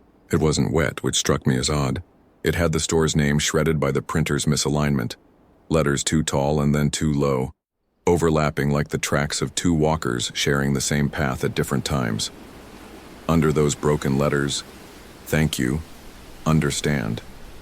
The timestamp said 2:29. The total was 0.0. I've turned it over in my hands enough now to know the edges. When I do, I can hear the sound of the drip and the pump's assured little click and the frogs starting back up as if on cue. The memory of being watched has changed shape since that night. It has become less a shape beside me and more a shape within the place itself. As if the station was what had eyes, not anything inside it. As if the walls and the roof and the awning possessed the old habit of noticing people who stopped to be out of the weather for a minute. The way a porch does. The way a pew does. Maybe that seems like I'm making too much of small ordinary noises in the middle of the night. Maybe I am. But in the thin, hush-colored hours since, when rain slides along my window at home and the refrigerator murmurs a sound not unlike an air pump at rest, I see in the mind's window the curved mirror, the soft, repeated blink of light, the twin circles of breath matching and disappearing. There's nothing helpful to learn from it. No moral, no warning, no more danger in it than a resting heartbeat. Only this. Some places carry company like a flame carries heat. You don't have to see the flame to feel warmer by it. You don't have to understand why a thank you is printed for 0.00. You simply pick up the road again when you are ready, and the road accepts you back. After the storm let go of the fields, fog settled low in their furrows. My car moved through it like a brush through silk. The radio found another song and then another, quiet songs that didn't tell me anything new. At 3 on the nose, the rain tapered to a few polite taps on the roof and then stopped altogether. A little later, the eastern sky went the faint color of a coin buried long in a jar, and the crickets passed their last word to the birds waiting with their first. I drove into that slight silver, the receipt in my pocket, and did not look for the station again because I knew it knew I had seen it, and that was enough. The night behind me closed without a click, the way a door closes when the person inside is careful not to disturb the house. The road widened gradually into day, and with it, the feeling of being watched softened into something like a hand pressed briefly to my shoulder, acknowledgement, not claim, and then lifted, leaving only the light. The night the storm came in, the house felt smaller in a good way, like a quilt pulled up to the chin. The tin roof carried the rain in soft, even drifts, sometimes pattering delicate as fingertips, sometimes rushing heavy as a river thrown flat. I had left the lamp turned low on the kitchen table and set the kettle on the back burner, more for company than tea. The farm had a habit of sounding crowded in bad weather, beams settling, a mouse deciding to move its tiny life across the pantry floor, the wind playing the eaves like an old harmonica. But I'd lived here long enough to hear which noises belonged to the place and which ones didn't. It was late, past 2 by the clock over the sink, the kind that drags a little and ticks with a stubborn calm. Early winter, a cold, wet one that year. The fields were dark all the way to the broken windbreak and the silhouette of the cottonwoods along the creek. Beyond that, just more dark.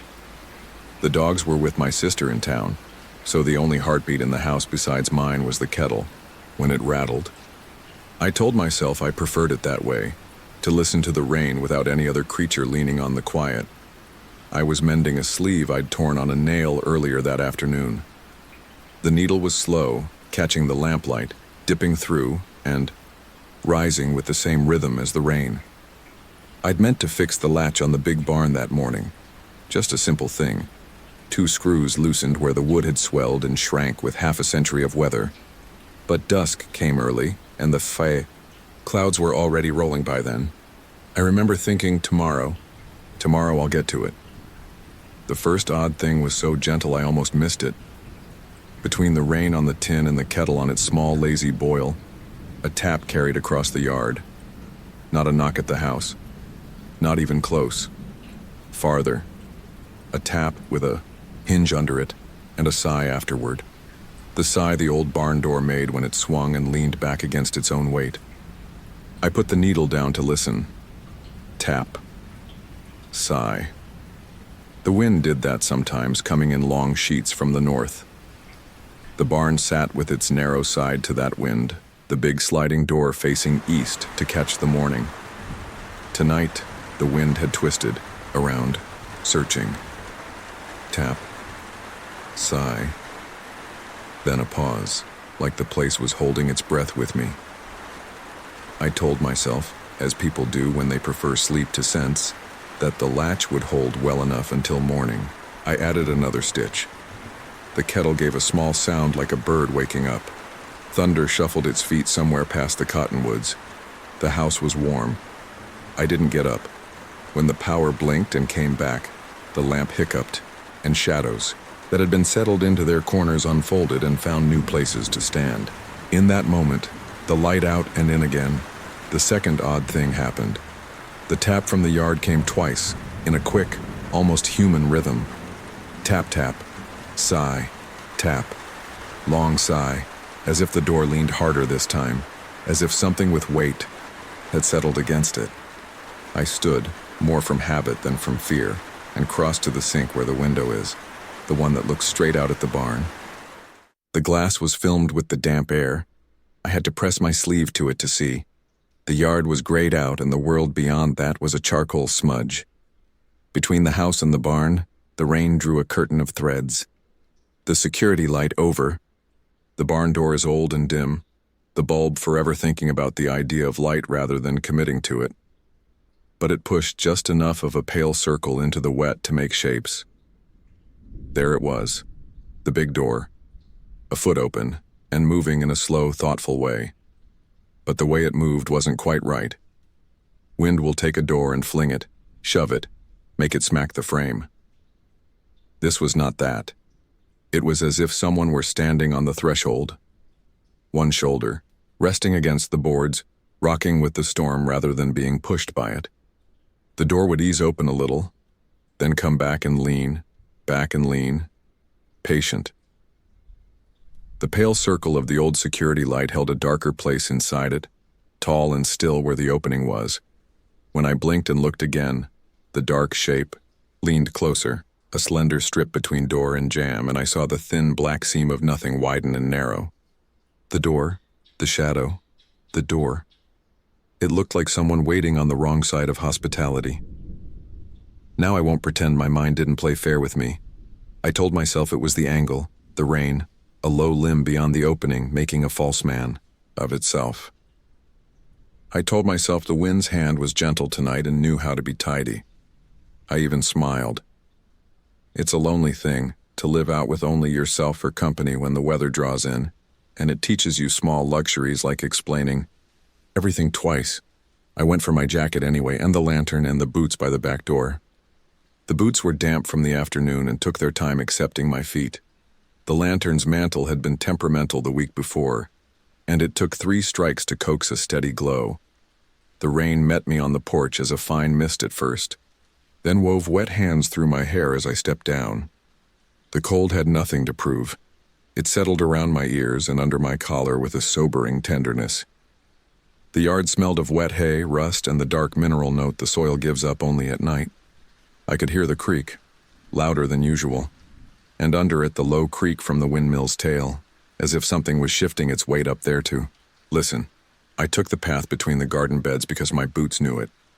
Mud sucked at the soles and made that polite, embarrassed sound mud makes when it lets go. I kept the lantern to the side to spare my night vision, and because shadows behave better when you don't put them on center stage. The nearer I came to the barn, the more I watched the door in that egg of light. It did what I'd seen from the kitchen. It leaned. Not pushed, leaned. A living person will move, even if they don't intend to, even if they're very good at standing still. Their breath will show, their weight will shift. This was steady as a metronome, back and lean with the rain slipping off it. The third odd thing arrived on the ground. I swung the lantern down and saw a fan of footprints in the mud. Bare feet, wide and long, walked up to the door. They weren't fresh exactly, but they hadn't had time to fill with water either. The edges were still clean. They came from the direction of the cottonwoods. They arrived at the threshold and stopped. No heel, no turn, just stopped. I turned, the lantern further sweeping the yard. The earth showed my own tracks coming toward the barn and the prints I had just found. Nothing going away. I don't know why that last part mattered more than the rest, but it did. I reached the big door and set the lantern on the beam by the threshold. The boards were slick and cool under my palm. I laid my shoulder against it the way I lay my shoulder against things when I'm about to be practical. "All right," I said aloud, because speech runs quiet animals out of your blood. Enough. The door did not resist me so much as it did not notice me. It had its own language tonight, and I had not been invited to learn it. I slid it along, the track a little, and it obliged with a slow grind that sounded apologetic, then came right back and leaned in again as if returning to where it had been promised there would be someone to wait with.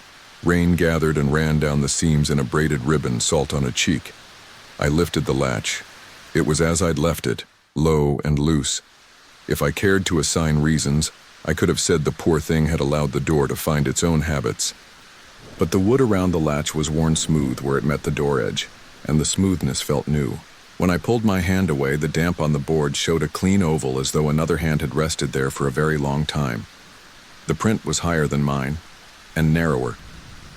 Lightning offered a courtesy across the yard and rolled away slow, enough that I could look into the barn while the world was bright. The interior rose up in black bones, posts, rafters, the slope of the roof.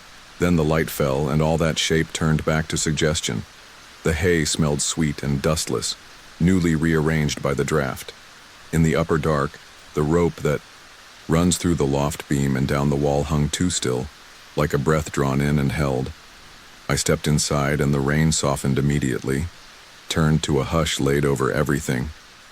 The lantern lit the low places and left the high places to their secrets. The horses had been gone for years. The saddles on their hooks were old leather asleep. A rake had fallen earlier in the week and could not be convinced to lean without, wanting to slide again. The world in a barn is nothing but the same list of things seen 1,000 times. That is what makes any change sound like a voice. I said another silly thing then because I needed to. "If you're making trouble," I murmured, "tonight's not a good night for it." My voice landed in the straw and did not bounce back. The fourth odd thing was a small, careful scraping from the outside of the door about shoulder height.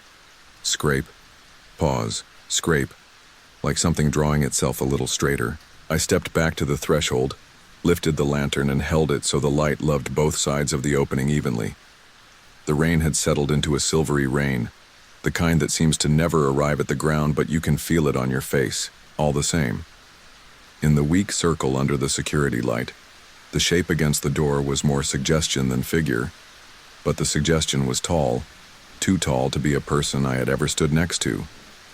My own shadow, thrown grainy and long by the lantern, lay wrong across the jamb. It bent around the corner as if it belonged to a hinge. There's a grace to terror when you keep it small. I did not run or shout. I set my hand against the inside of the door and matched the lean from the other side. It felt, in that instant, like pressing your palm to the back of a sleeping draft. Hoarse, warm, enormous, aware of you without needing your name. The wood answered with a slow creak as the weight shifted where I pushed. The scrape ceased. We stayed like that, me inside with my hand on the old wood. Whatever waited outside with its hand or shoulder or thought pressed to the other face of the same boards. The barn breathed. The rain folded itself into finer sheets. My lantern hissed and settled and made its small, hard-working brightness. The wind, insulted by being denied the door, discovered another corner to play with. The rope above my head trembled once like a pulled thread and stilled. When I eased the door an inch more slowly, the thing on the other side stayed with it, as you might do for a friend to keep the gap small against the cold. It was patient. I learned its rhythm and matched it, and the big old door became a shared task. I could have asked a lot of questions then or later, but what came out of me was soft and plain. "All right," I whispered. "All right." Some part of me, older than sense, older than barns, felt the impulse to say I'm sorry, though I could not have named for what.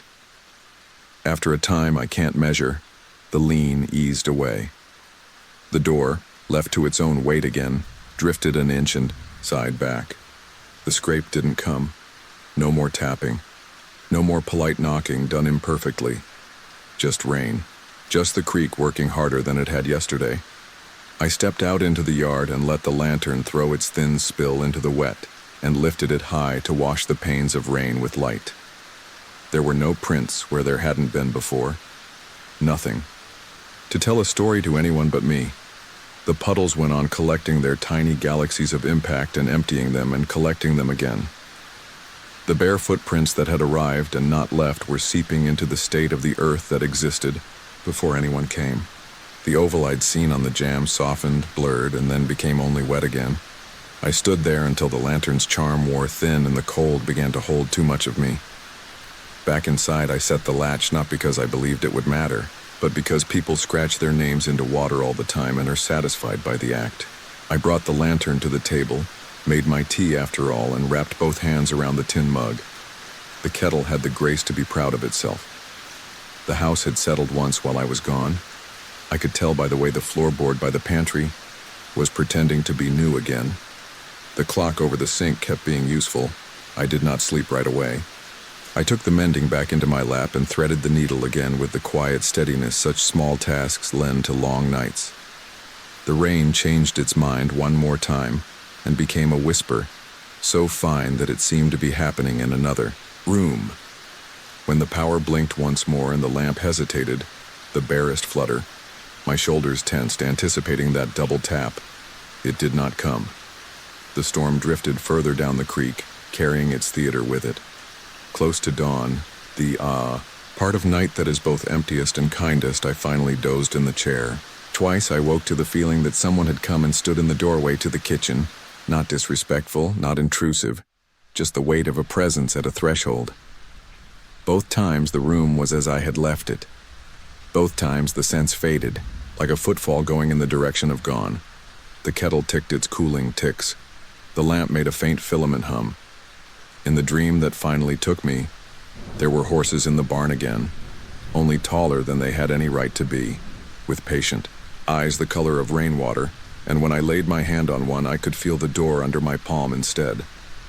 Morning came on pale and generous. The storm had moved on toward other people's fields. It left the yard washed and earnest. The sparrows under the eaves, who had been scandalized by all the weather, were busy pretending they had planned their day like this. I put on the boots, again, and crossed to the barn with coffee steaming into the cold. The big door looked ordinary. The security light, unburdened by the night's memory, hung crooked. I touched the jamb where I'd seen the oval the size of a hand. It was just wood. The latch was as I'd left it. When I slid the door open, it glided with the relief of a thing done right. Inside, everything was as it had been with the addition of dawn. The rope was a rope and did not pretend to be a sympathetic pulse. The hay bales had edges again. Dust motes wheeled like busy planets in the soft spot of dirt just inside the threshold, where the wet had crept in under the door and softened the ground. There was one mark I could not deny. A leaning place, a narrow, high kiss of dryness on the inside face of the door opposite the jamb, exactly where something might have rested if it had chosen to wait with me on my side of the weather. If you were to see it, you could call it anything. The luck of the draft, the errand of a wayward drip, the smudge of my own jacket where I might have leaned in this ordinary life. It would accept all those names and make no argument. But when I stood there with my coffee and my night-worn calm, the barn happened the way it always does when it prefers to be honest with me. It was itself, and something more. The mark on the wood sat too high to be mine, too narrow to be a shoulder I know. It had the shape of a presence translated to a surface that could hold it. I fixed the latch after breakfast. New screws. Deeper bite. The door took the correction, like an old friend teased in the right tone. The wind tried the edge of the building once as a joke and gave up. The day went on to ordinary chores, the small accounts a place asks you to balance after a storm, tipping the water out of the wheelbarrow, setting the feed bins to rights, sliding the puddles off the tarp that covers the extra lumber. I found a tobacco-smelling matchbook half tucked behind a support post in the barn, damp and swollen. It must have fallen from some shirt pocket long ago, and only tonight had decided to remind someone it existed. I pressed it open with a thumb and closed it again. There were 2 matches inside, useless now. It made me think of a hand at a door and a patience with weather. I set the matchbook on a nail where I could see it and the barn could too. All that day and into the quiet, my mind didn't run unhelpfully ahead. I did not turn the thing outside the door into a name or a face or a rule. I let it be exactly what it had asked to be. The tall shadow that leaned against the barn door in a storm and waited until I understood the door wanted to lean back. In a life made of small repairs and private vows, that felt like a kind of keeping. Nights have come since with more rain, and others with only crickets and a moon that cannot make up its mind about being kind. The barn door has swung in the usual ways, and sometimes I catch myself palming the jamb without thinking, the way you greet a horse as you pass. I have not seen the tall shape again in the circle of the light, but now and then, when the wind runs quiet for a breath and the world thins, I hear a careful scrape at shoulder height, polite even, followed by the softest of sighs. It comes like a reminder that some thresholds are meant for standing, not crossing, and that there's such a thing as sharing a shelter with something you do not have to understand. On those nights, I sit at the kitchen table with the lamp turned low and let the tea go cold while I listen to walls and weather the way you listen to a sleeping house, ready to be useful, content to be still. I tell myself the sensible stories and the other kind, and I don't ask which are truer. The barn keeps its bones. The door remembers my hand. Somewhere beyond the cottonwoods, the creek keeps talking to itself, and the road past the property line goes on carrying an emptiness so steady it could be mistaken for peace. And if you come by on a winter night and find the light above the barn pooling pale along the boards, and the big door easing and returning with a patience that seems human without being anyone in particular. You might think to yourself that the wood, swelled with rain, is practicing its own quiet breathing. You might even say aloud, the way people do when they don't mean to disturb a good thing, all right. If the door leans just a little more, taking your voice as permission to be companionable, don't be afraid. Some places hold a shape.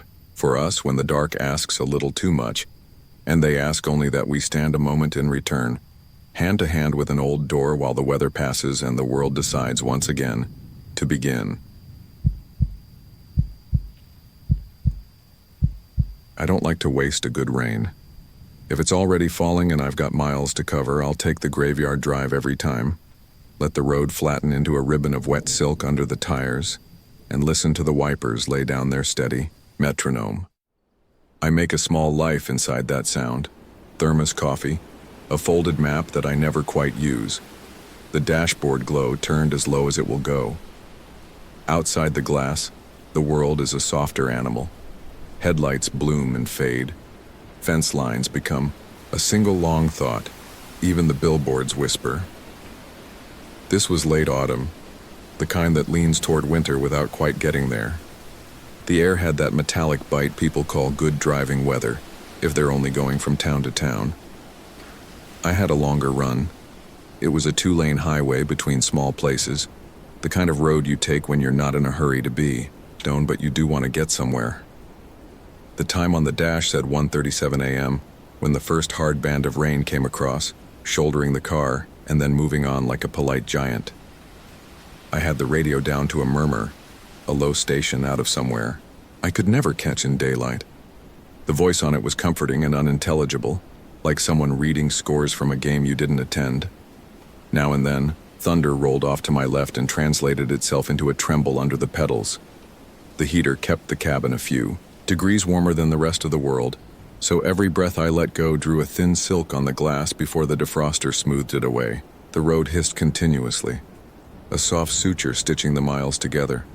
Somewhere after mile marker 152 and before the bridge over the creek with the cattails, I tilted the rearview mirror a hair to catch the roofline of the car behind me. No car, just my own back seat made into a shadow theater by the dashboard's borrowed light. I have an old habit of checking the back like that, not from fear exactly, but from a superstition that if a thing is going to surprise me, it should at least be seen in practice before it arrives for real life. The mirror gave back the faint suggestion of the headrests and the small square of rear glass where the rain braided itself into moving lace. I saw a shape. Not a shape exactly. A suggestion of one, a little darker in the space where someone would sit if they didn't want to be a bother. It had the feathery edges that every object takes on in a car at night, made of reflections and ghosts. I blinked, which makes no sense, because I wasn't going to blink it away or into being. I tweaked the mirror again and it returned to the honest truth. Empty fabric, clean seat, nothing where I'd thought there was something.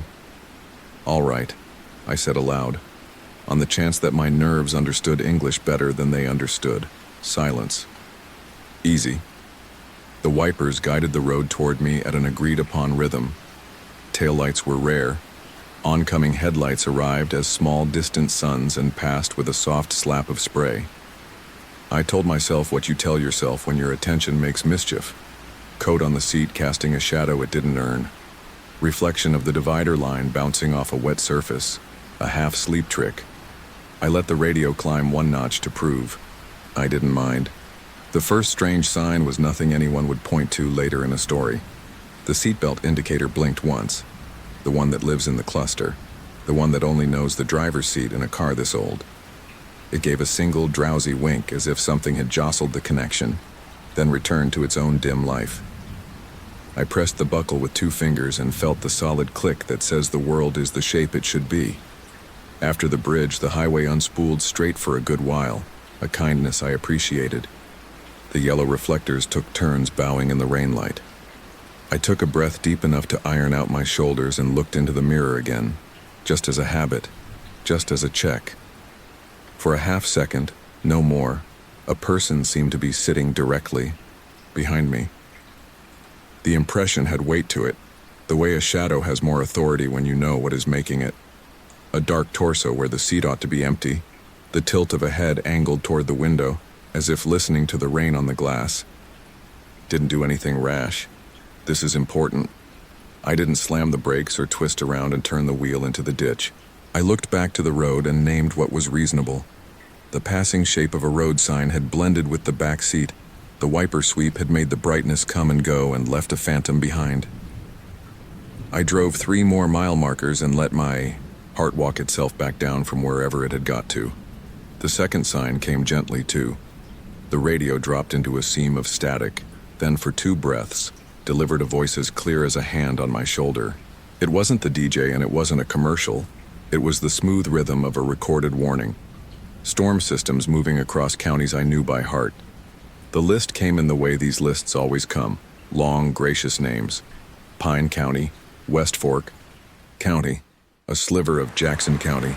It finished with, travel is discouraged on rural roads overnight. Then the static knit itself up again and the station returned so softly that I wondered if I'd wandered off and come back to myself. Something sweet rode the air in the car then. Not a perfume, not the clean green of a wet field, not coffee. Something like wool warmed by a wood stove, the way your sleeve smells if you step inside after shoveling out a path. The heater breathed it into the cabin and then forgot it. I put my hand on the passenger seat and felt nothing there but upholstery, my bag, the folded map. By the time the third sign arrived, the road had decided to curve again, and the trees on the south side came in closer to hear me pass. Now and then I could see a farmhouse light far off, a practical star burning above a square of window. The rain slackened into a fine, almost affectionate drizzle, and the wipers slowed to match and made a small, rubber sigh at each return. A flicker of movement touched the upper edge of my vision and I nearly ignored it. Then the dome light pulsed and went back to sleep. Not a full light, just the hint of it, the way a person opens one eye in a dark room to check the shape of their own shoulder and then closes it again. All right, I said again, which had no audience but did me some good. That's enough. When I looked into the mirror this time, I didn't have to argue with it. The figure was there, soft as breath on glass. It sat behind my left shoulder, in the place where my father would ride if he were quiet. The head was bowed slightly as if listening, not to me but to the road. I thought I saw a line of pale along the cheek that might have been a reflection of the center stripes. I thought I saw the suggestion of a coat collar turned up against the weather. The face, if there was one, had no expression I could read, which is fair, because I had none I wanted read. I didn't turn around. I can't tell you why. It wasn't fear exactly. It was the sense you get around sleeping animals. You don't startle what hasn't chosen to startle you. I let the mirror be my compromise.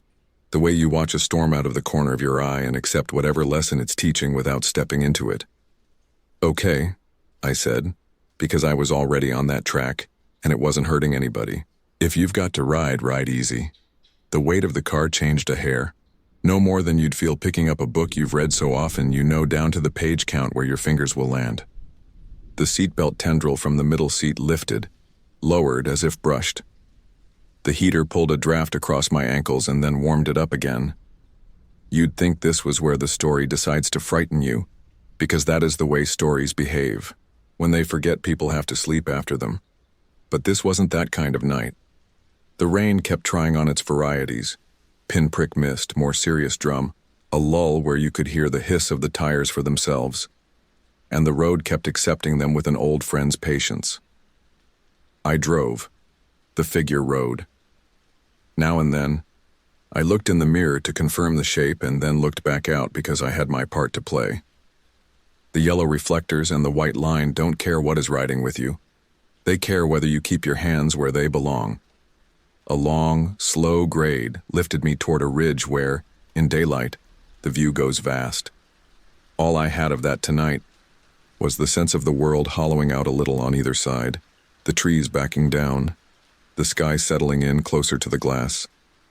On the far side of the rise, a rest area hove into being the way safe harbors do. Too bright, too sudden. The sign promised bathrooms and vending and a pet area, and a single rig slept under the far light with the drowsy hum of its own machine dreams. I thought about pulling in, not because I wanted to be rid of my company, but because the thought of seeing myself under a known light had some pull to it. The figure seemed indifferent. It felt like a he, though I have no defense for that, kept his head canted toward the window, toward the exact place where the drops gather themselves into lines and slide away and begin again. I took the exit by habit and rolled onto the clean asphalt like a boat into still water. The rain on the roof relaxed even more under the big sodium lamps. The world reduced to two colors, the bruise yellow of the light and the honest wet black of everything else. I parked where I could see the pet area's fence and the empty picnic tables. I left the engine idling the way you do when you can hear it, personally forgiving you for a long day. The rig across the lot had the cab curtain drawn, somewhere in the direction of the bathrooms. A hand dryer did its one entire job and came to a proud, whirring stop. I put both hands on the wheel and looked into the mirror. He sat where he had sat, with the same respectful posture. The dome light did not flicker. The seatbelt indicator remained decent. I watched the wipers draw their soft parentheses across the rear glass and leave him exactly as I'd found him. The face was a little clearer under the rest area lamps, but not enough to bring me any closer to naming it. The line that might have been the center stripe reflection was now a wash of light that came and went with the wiper's pass. When I focused on it, it became no thing at all. When I let my eyes treat it as weather, it was the same good person it had been a mile back. Attentive, not demanding. "What do you need?" I asked, barely above a whisper, because I didn't want to move the air around him more than necessary. He did not answer, which is good because I would not have forgiven any answer that tried to be clever about it. The radio, without permission, found a song I knew from when I was a different age. The vending machines exhaled as though relieved to be machines and not people. I realized I had loosened my grip on the wheel and tightened it again. I looked, away from the mirror and out through the windshield to prove I could. When I checked again, because that's what this night had taught me to do, he was looking at me. Not in the way people look at you when they want something. In the way a passenger confirms the driver is awake. There was no accusation in it, no accounting. Just a gaze with a weather in it. The rain reflected itself where the eyes would be, and so the eyes seemed to be a moving thing. I let out the breath that had been waiting all this time and found a second behind it. "All right," I said, once more, and at last, "we'll go on." I pulled back onto the highway like a person returning to a conversation after a respectful pause. The rig did not stir. The pet area fence took its coat of rain without complaint. The road received me as if I'd never left, and offered up the next reflector and the next. The figure, not a hitchhiker, not a danger, not any clean category, resumed the posture of a companion with errands elsewhere. On the descent, the radio fell into that soft place where stations overlap, and for a minute it stole a weather net from somewhere and read out river levels and dust advisories that made me smile in a wet world. And finally a single line I swear I heard as if someone spoke to the back of my neck. "Drive with caution. Watch for standing water. Watch for..." The static ate the rest like a sheep eats a thistle. Determined, unbothered, thorough. I rolled the window a little for the thin knife of cold I like when I'm getting drowsy. The rain dared a few drops in, and decided it wasn't worth it. The smell of leaves came with it, that dark loam scent that always reminds me of my grandfather's barn. The figure did not mind. If anything, you could say he took a little more interest in the way the drops traveled from the top of the glass to the sill, and learned their way down into the door. By mile marker 133, the rain had worked itself down into a polite mist. The highway widened, accepting on-ramps from places with cafes. A deer crossed far ahead with the kind of seriousness that keeps it alive, and I lifted my foot without thinking and whispered some old, protected words under my breath. When I glanced at the mirror, he sat the same, but the light had thinned around him. It was as if his lines were being erased by a gentle hand. Not all at once, just a soft backing away. I thought then, and I will put it here the way it arrived, that maybe this stretch of road had a practice the way all old roads do. And maybe the practice was this. On nights when the rain came steady and the drivers were stubborn enough to keep their little worlds moving forward, the road sent out a watcher, not a warning, not a terror, just a presence to sit where a person would sit and look where a person would look. So whoever held the wheel would remember they were not only a body, but also a passenger in their own small boat. Or, if you like simpler words, the road hates to see a tired driver alone. After that thought, nothing dramatic asked to be in the story. No figure stepped out into the beams. No tire went flat. My phone, which had been a brick all night, woke up to towers and shrugged out a few messages. The wipers, having done their public service, let the glass turn glossy on its own. The trees gave way to the first street lamps of a town that keeps itself modest after midnight. A laundry with the chairs upended, a diner with the pie case lit, like a small altar, a gas station with a single pump under a canopy, rain still making its little music where the lights could hear it. Under the more ordinary glow of town, I looked in the mirror one last time. He was there and not there. The space had not gone empty so much as it had returned to being the kind that is meant to be filled and wasn't at the moment. I could still convince myself of a shoulder where the headrest made a shadow that did not belong to it. I could still insist that the damp sheen on the seat had gone in a shape like a person had just risen and stepped out. But insisting is work, and the night had taught me to stop doing that. I drove the last mile to where I was going. I signaled because manners cost nothing. I stood for 2 breaths in my own driveway, with the engine still on, and let the rain decide whether it meant to continue. The mirror contained only me now. Older at that hour than at others, the lines in my face smoothed out by the kind light cars offer when they haven't seen another face in a while. Inside, the house took me back exactly as I had left it. I poured the end of the thermos into a mug and accepted that it had gone past its time. I left the porch light on because people do, holiday or not, storm or not, and I slept the sleep of someone who has been driven a little while by something kind. If you ask me what happened, I'll tell it like this. On a rainy night in late autumn, at 1:37 in the morning on a 2-lane highway, I kept seeing a figure in the back seat. I did not invite it and I did not refuse it. It rode with me for the length of a small county and then grew thinner until only the rain remembered its outline. It never asked to be named. It never needed me to do anything but keep my hands where they belonged and keep the car between the lines. I think there are worse things in a world as loud as ours than to be kept company by a watcher who minds his own weather.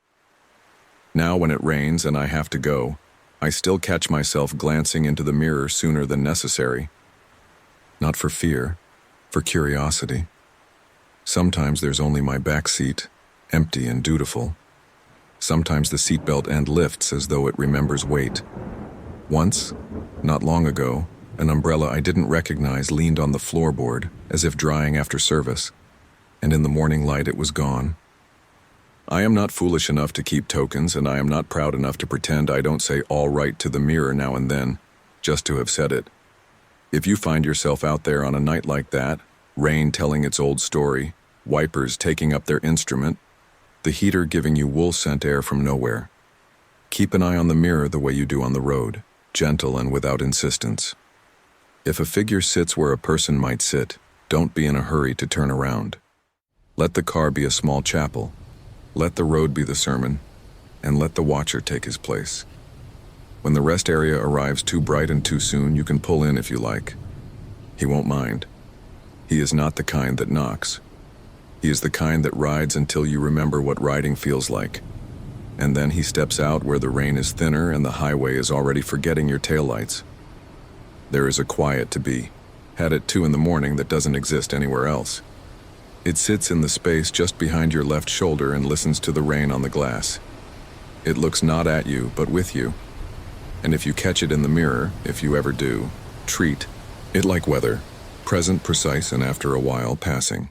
When you turn off the engine and the wipers stop their kind work, and the last bead of water takes its long slide to the bottom of the glass, you will find that the quiet has learned the shape of your breathing, and you can carry it into whatever house offers you a bed. That is the whole of the matter and more than enough. I was halfway between towns when the rain finally decided to mean it. Up to then it had only been a suggestion. Heat lightning off to the right, a smudge of cloud drifting in the long desert distance. The day had been dust and shimmer, the highway, straight as a sentence you couldn't get out of. The kind of late summer evening where the radio turns to soup and even the wind seems sleepy.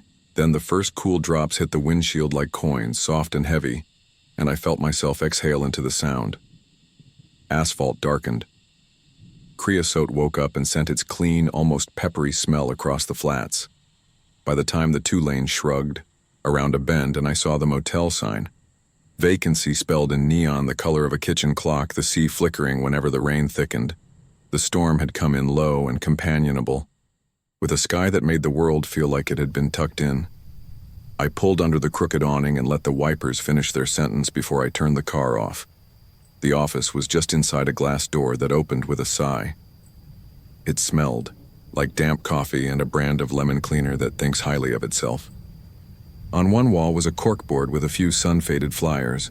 Lost dog, farmer's market, a church bake sale 3 weeks old. The night clerk wore a sweater I wanted to call oatmeal, and the sweater wore a constellation of coffee drips I did not mention. He slid a ledger toward me, the old kind with lines for names and little boxes for license plates and a column labeled rate in a tidy hand. Rain hissed on the metal roof like tea poured from a height. "Got anything quiet?" I asked, even though the whole place was already wrapped in that half sound the desert gets when it rains.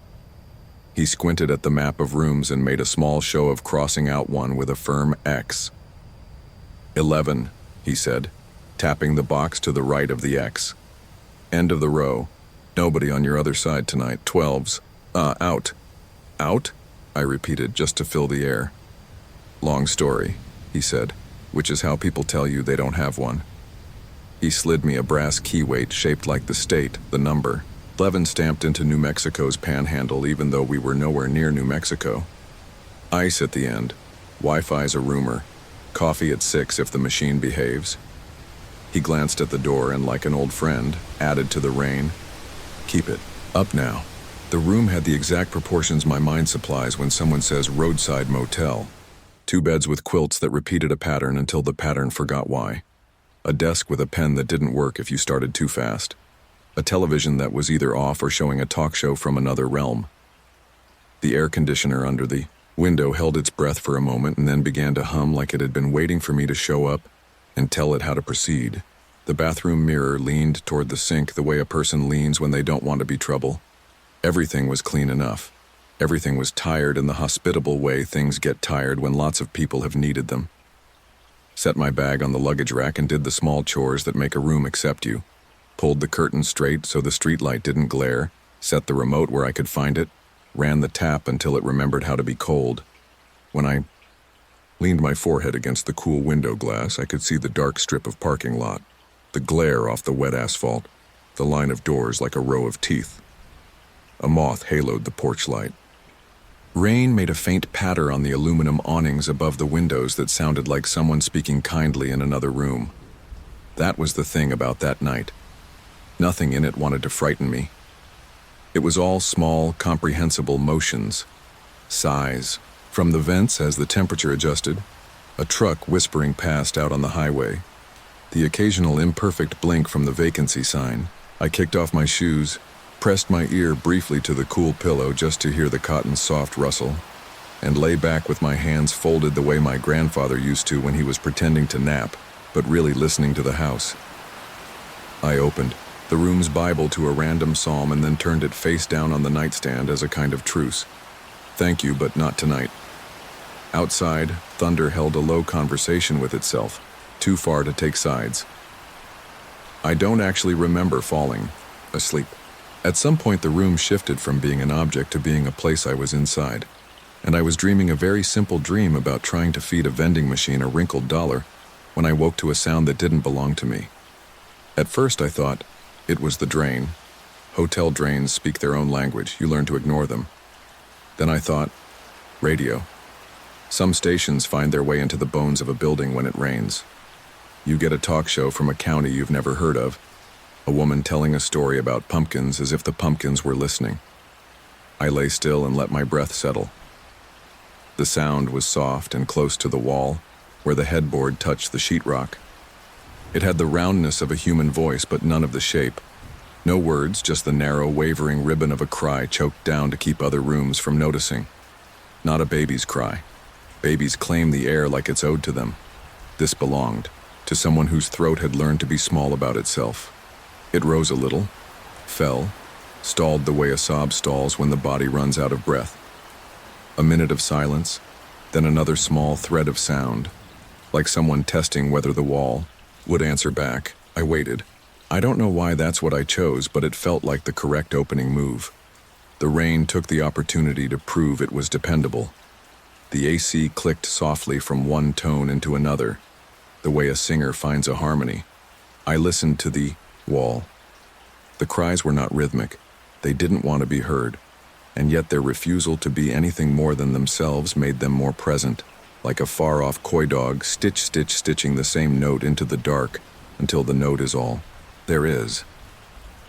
Room 12 was on the other side of my wall, if I was reading the motel's logic correctly. When I checked in, I'd noticed the way the clerk pressed his pen a little harder over that square on the map. Empty, he'd said. Long story. I pictured a dark room with a skeletal chair and the dry smell of carpet that has given up. I told myself pipes or wind. And because the body often wants something to agree with, I moved my head just enough that the headboard creaked. The sound on the other side stopped. Not abruptly. It softened into the rain and became part of it. I lay there for another long minute with my eyes open to the dim. The room had refocused into a series of small values. The glow from the porch, light. The darker shape of the desk. The thin ribbon of light under the door that brightened when lightning muttered on the horizon. There was a connecting door I'd almost missed when I put my bag down. A narrow painted door set into the wall a foot from the bed, with a simple latch high up and a sweep of scuff marks at the bottom, the kind suitcases make when they're in a hurry. My room's side of it was locked. It looked like a thing made to be ignored, and I had ignored it until right then, when the sound beyond the wall returned, as careful as breathing. I'm not a brave person, and I'm not a fool. I didn't knock. I didn't say hello to the shared drywall. I didn't press my ear to the place where the paint bubbled slightly from a long-ago repair. I did the small, ordinary thing humans have worked out between them. I cleared my throat in a way that says, I know you're there, and you know I'm here, and we will be polite to each other even though neither of us asked for this. Then I turned, onto my side and faced the window so that the sound was behind me, like a creak at night. The crying went on for a little while, then frayed, then became just the shape it had made in my attention. I remember thinking, half a thought before sleep took it, that emptiness can be loud too. The second time I woke, it was to the sound of knocking, not the kind that demands. Not knuckles exactly. More like a ring tapping lightly against wood in a pattern meant to soothe the tapper as much as whoever might be listening. It came from the connecting door. 3 notes, like a child trying out a rhythm against a table, then quiet. I could see the top edge of the door by the lamp's halo, the line where it met the frame. The brass latch sat where I'd set it without thinking earlier. The AC's hum had fallen exactly out of time with the rain, so that between them they made a gentle off-kilter lullaby. I'd like to tell you that I said something wise to the dark. The truth is, what I said was, I hear you, in a voice I didn't plan. I wasn't asking for anything. It was just a small flag planted in the quiet. The boundary of me is here. The knocking didn't come again. Instead, through the wall, I heard a different sound, so soft I could have assigned it to the plumbing if I'd needed to. A long breath in, held. I felt that part of the night start to lift away, like a hand taken off a shoulder. And then the room was only itself again, making the noises that rooms make when water and electricity and weather work out their agreement. Sometime before 3, as the storm measured a new patience, the TV screen woke by itself for a second. The blue you get when there's no program was just enough to repaint the furniture into something like moonlight.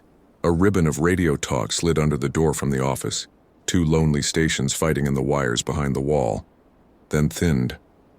I got up to use the bathroom and stood at the sink, listening to the short echo a room makes when only you are in it. When I came back out, a damp ring had appeared on the nightstand between the lamp and the Bible.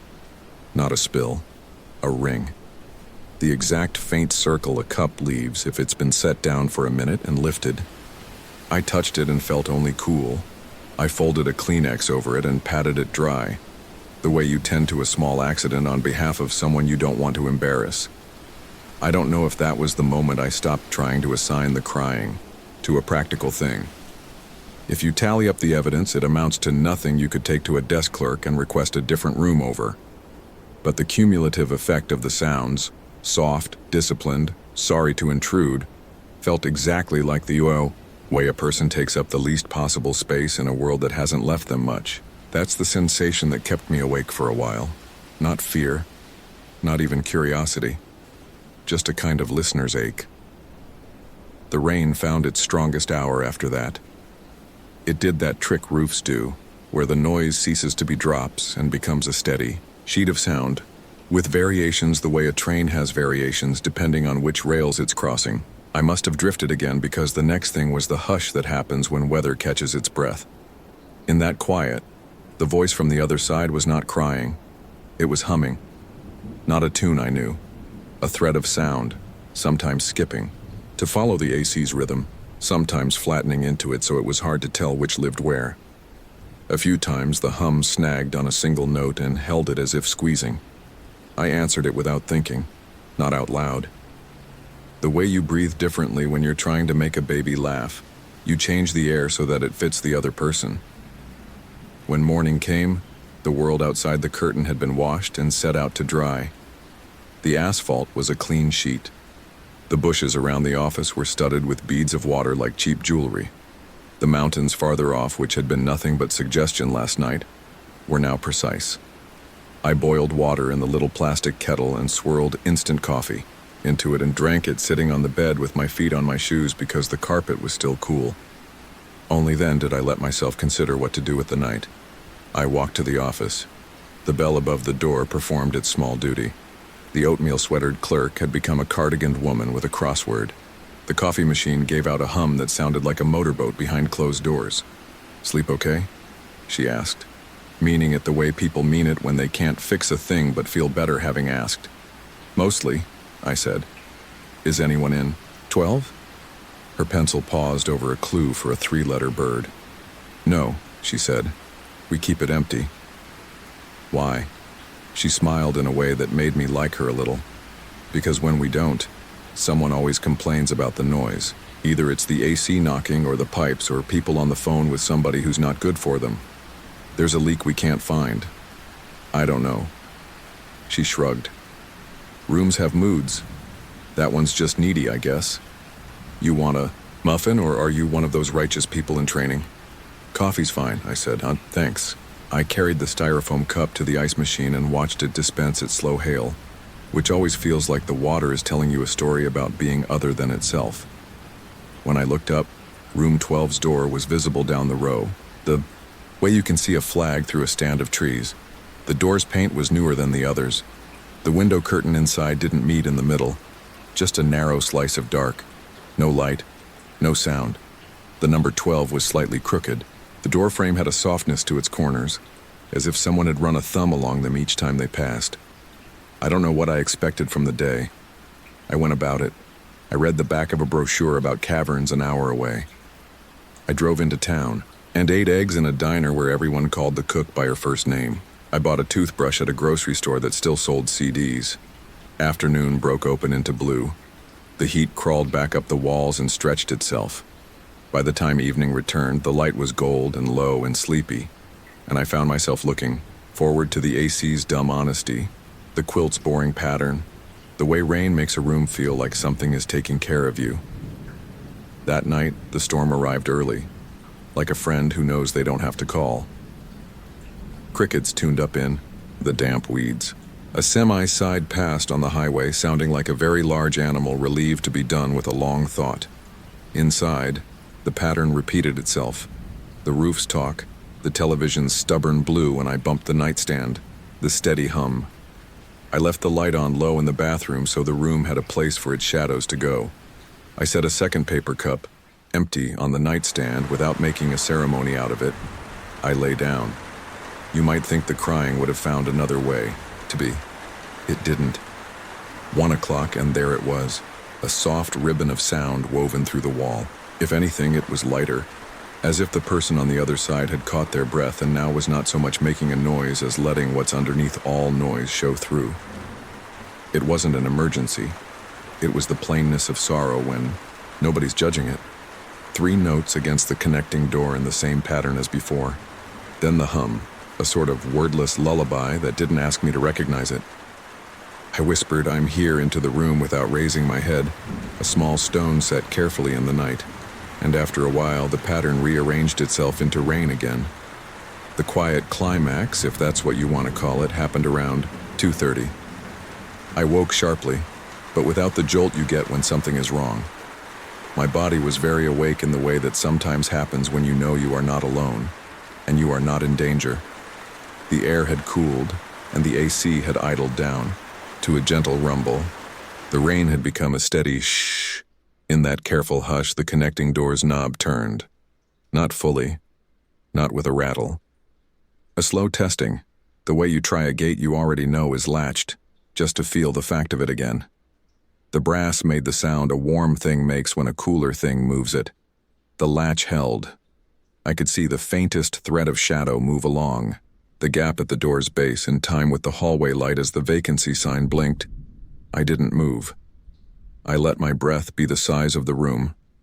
I put my hand, very gently, on the patch of wall between the headboard and the door. The paint was cool. I waited, my palm flat, and then, I don't know how else to say this. The coolness lifted for a second, like the surface of water if a hand on the other side settles against it. Nothing to see, only the pressure that tells you there's another surface near yours. The hum on the other side lasted exactly 1 long inhale and let go. The knob eased back, almost apologetic. The rain said, "Shh," again, as if in agreement. I kept my hand there a little longer than made sense. Then I whispered, "It's okay," and moved my hand away so the paint could be only paint again. I turned onto my back and listened for whatever the room wanted to keep. It kept the ordinary things. The refrigerator coughed once in the cabinet, and took that as an answer. A car somewhere in the lot started and stopped. I slept as if I had been set down somewhere uncluttered. Morning was all cleanup, clouds pulling themselves apart, the scent of dust happy to be dust again. The signs C had given up entirely, and now VAC and Y made a lot of offers depending on how you read it. I turned my key in at the desk because motel courtesy still lives in me. It was the cardigan lady again. She looked up and, without tilting her head, asked the same question. "Sleep okay?" "Better," I said, and meant it. "See?" she said, as if I'd proven something to both of us. Rooms change their minds. I almost asked her, about 12, about the crying. But I had the sense that whatever I would say would turn something light into something heavier. Instead I said, "Your coffee's not as bad as people say." And she laughed at exactly the right volume for the time of day. Out by my car, I stood for a moment and looked at the row of doors. 11 was all ready, just a number again. 12's curtain had the same narrow split as yesterday. The door had the same soft corners. A thin, watery handprint bloomed for a second on the inside of the glass where a person might have leaned to look out. Nothing, really. Only the kind of shape condensation makes when air changes its mind. And then it was gone, absorbed, as if the glass had decided to keep the moment to itself. I drove out under the sign. The road gave back my tires little noises like a friend repeating your story back to you in better words. Mesquite and sage and a few brave sunflowers along the fence line looked surprised to be green. The motel slid into the rear view and became, a habit the land has, just another square of color in the long strip of morning. I didn't learn a lesson. I didn't go back and demand an explanation. Some part of me had gone as far with that night as it needed to. If you ask 3 people in that town about room 12, you'll get 3 answers. Pipes, lover's quarrel, a leak nobody can find. If you ask me, I'll tell you the plainest version, that on 2 rainy nights in late summer, in a room made for sleeping. I heard someone trying to be quiet behind a wall that was never meant to keep feelings in. That I answered not with cleverness but with my hand on the paint and a whisper. That something on the other side answered with the absence of a cry. Even now, if it rains late, if the traffic on whatever road I'm on turns into that soft, far river, I think of the sound of the brass knob turning just enough and the tiny warmth that rose to meet my palm through the cool paint. I think of how gentle the world can be when it wants to, how even sorrow, given something to lean on for a minute, will rest its weight without demanding. And some nights, if I wake between 1 and 3, and the room is attentive, the way rooms get when they're trying to be kind, I find myself setting a second cup on the nightstand without thinking. I don't make a show of it. I don't pour water into it. I let it sit there, a small permission in a world of latches. I listen to the air for the quiet shape an empty room makes. If I hear nothing at all, I sleep. If I hear a breath in the vent, a thread of hum, the soft patience of rain, I say the only sentence that seems to fit. I'm here, go on. I moved to the little town by the bayou because I liked quiet chores. After years of big city noise, my favorite hour became that blue time before sunrise when the world tastes like damp air and coffee. The town had 3 stoplights, a feed store, a diner that fried catfish on Fridays, and, just past the last house where the live oaks lean, a small cemetery on a rise of sandy ground. It's not grand. No angel statues spreading wings, no iron gates with a name arched over them. Just shoulder-high stones and cedar shrubs and a knuckled line of cypress along the water. I started cutting the grass there as a favor. The church, that used to mind it, had closed years back. The few old-timers who still stopped by for birthdays and dates couldn't keep up. I liked the place. In the afternoons, I'd bring a thermos and a push broom, sweep the grit off the granite, and read the names in a low voice to learn how they felt in the mouth. Dora, James, Elam, Ruth. The wind was usually slow enough to hear its own mind. At Tawark, evening crickets stitched their small needles through every seam of silence. By early autumn, the weather changed its tone. The Gulf sent long bands of rain that did not roar so much as insist. Not a single big storm with a name, just day after day of gray lint and water. The bayou swelled brown and thoughtful. The ditch by the dirt road learned to speak. The air tasted like pennies and wet bark. The first evening the water crept into the cemetery. It did it politely, like a guest who wipes their feet. It pooled low among the older stones, clear at the top where the sandy bottom showed through. I set a plank across to the bench under the cedar and told myself I'd wait for the weather to remember itself. One humid night bled into another. The frogs tuned up early and stayed at it. Out beyond the trees, thunder rolled like furniture being moved. The soft rain kept a good rhythm on the brim of my hat. I checked the place after dark with a lantern because it felt wrong not to.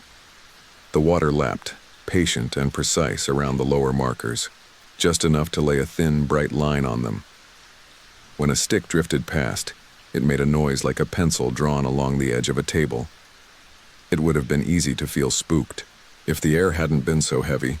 Spookiness, I learned, requires a little extra space in the chest, and the humidity had borrowed all of mine. Calm opening. That's what I promised myself.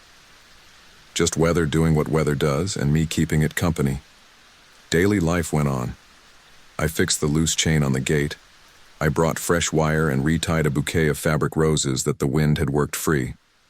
A couple of times a week, a man, in a red truck, idled by, lifted 2 fingers and told me from the window that the old place looked good.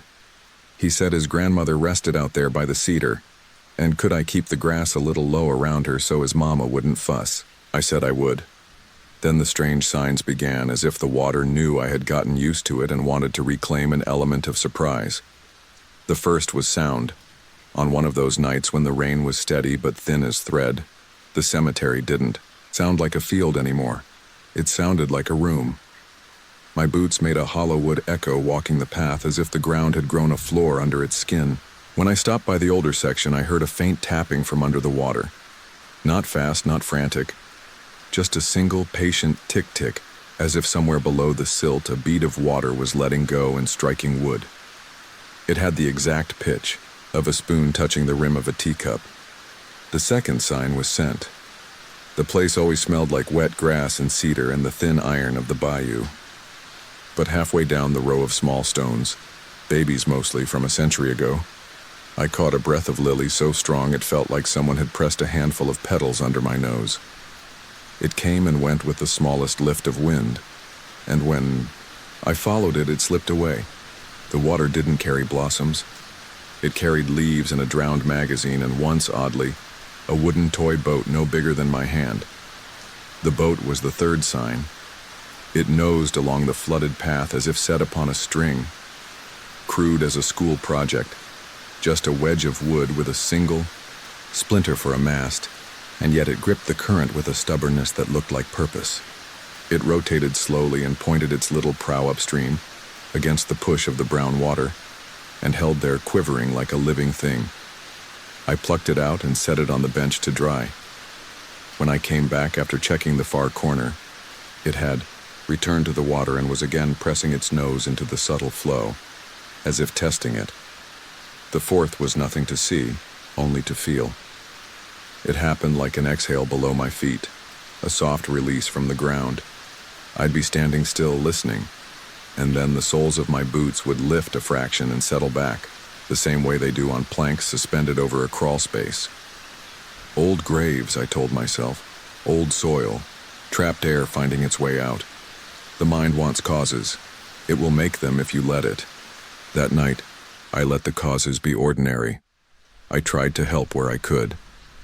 I stacked fallen branches against the fence and tied a few leaning stones with cloth and wood to keep them from slipping. I set the toy boat once more, well above the water, wedged in the crook of the cedar, and told it gently to stay put. The rain answered with a softer drum, as if to say, "I'm not here to argue." The water rose another inch. On the evening before it reached the old family plot near the back, I sat on the bench and read names into the lantern glow. It was after midnight. The wind had lost interest. The frogs were a far shawl of sound. Thunder had moved so far east it made only a round, far-off pulse like a sleeping giant turning in its bed. Around one, a faint fog lifted, not from the bayou, but from the water pooled in the cemetery itself. It wasn't a mist. It was breath, low and slow, as if the ground had remembered a lesson from the creek and was practicing. The hollow wood echo came back under my boots. I breathed in. The lily smell returned, softer this time, threaded with old soap and something like rain on cotton. Escalation then, not sharp but sure. First, a nudge. A green glass jar, somebody's flower vase, left on a stone by the gate bobbed and set, itself afloat, turned in a circle and slid toward the fence.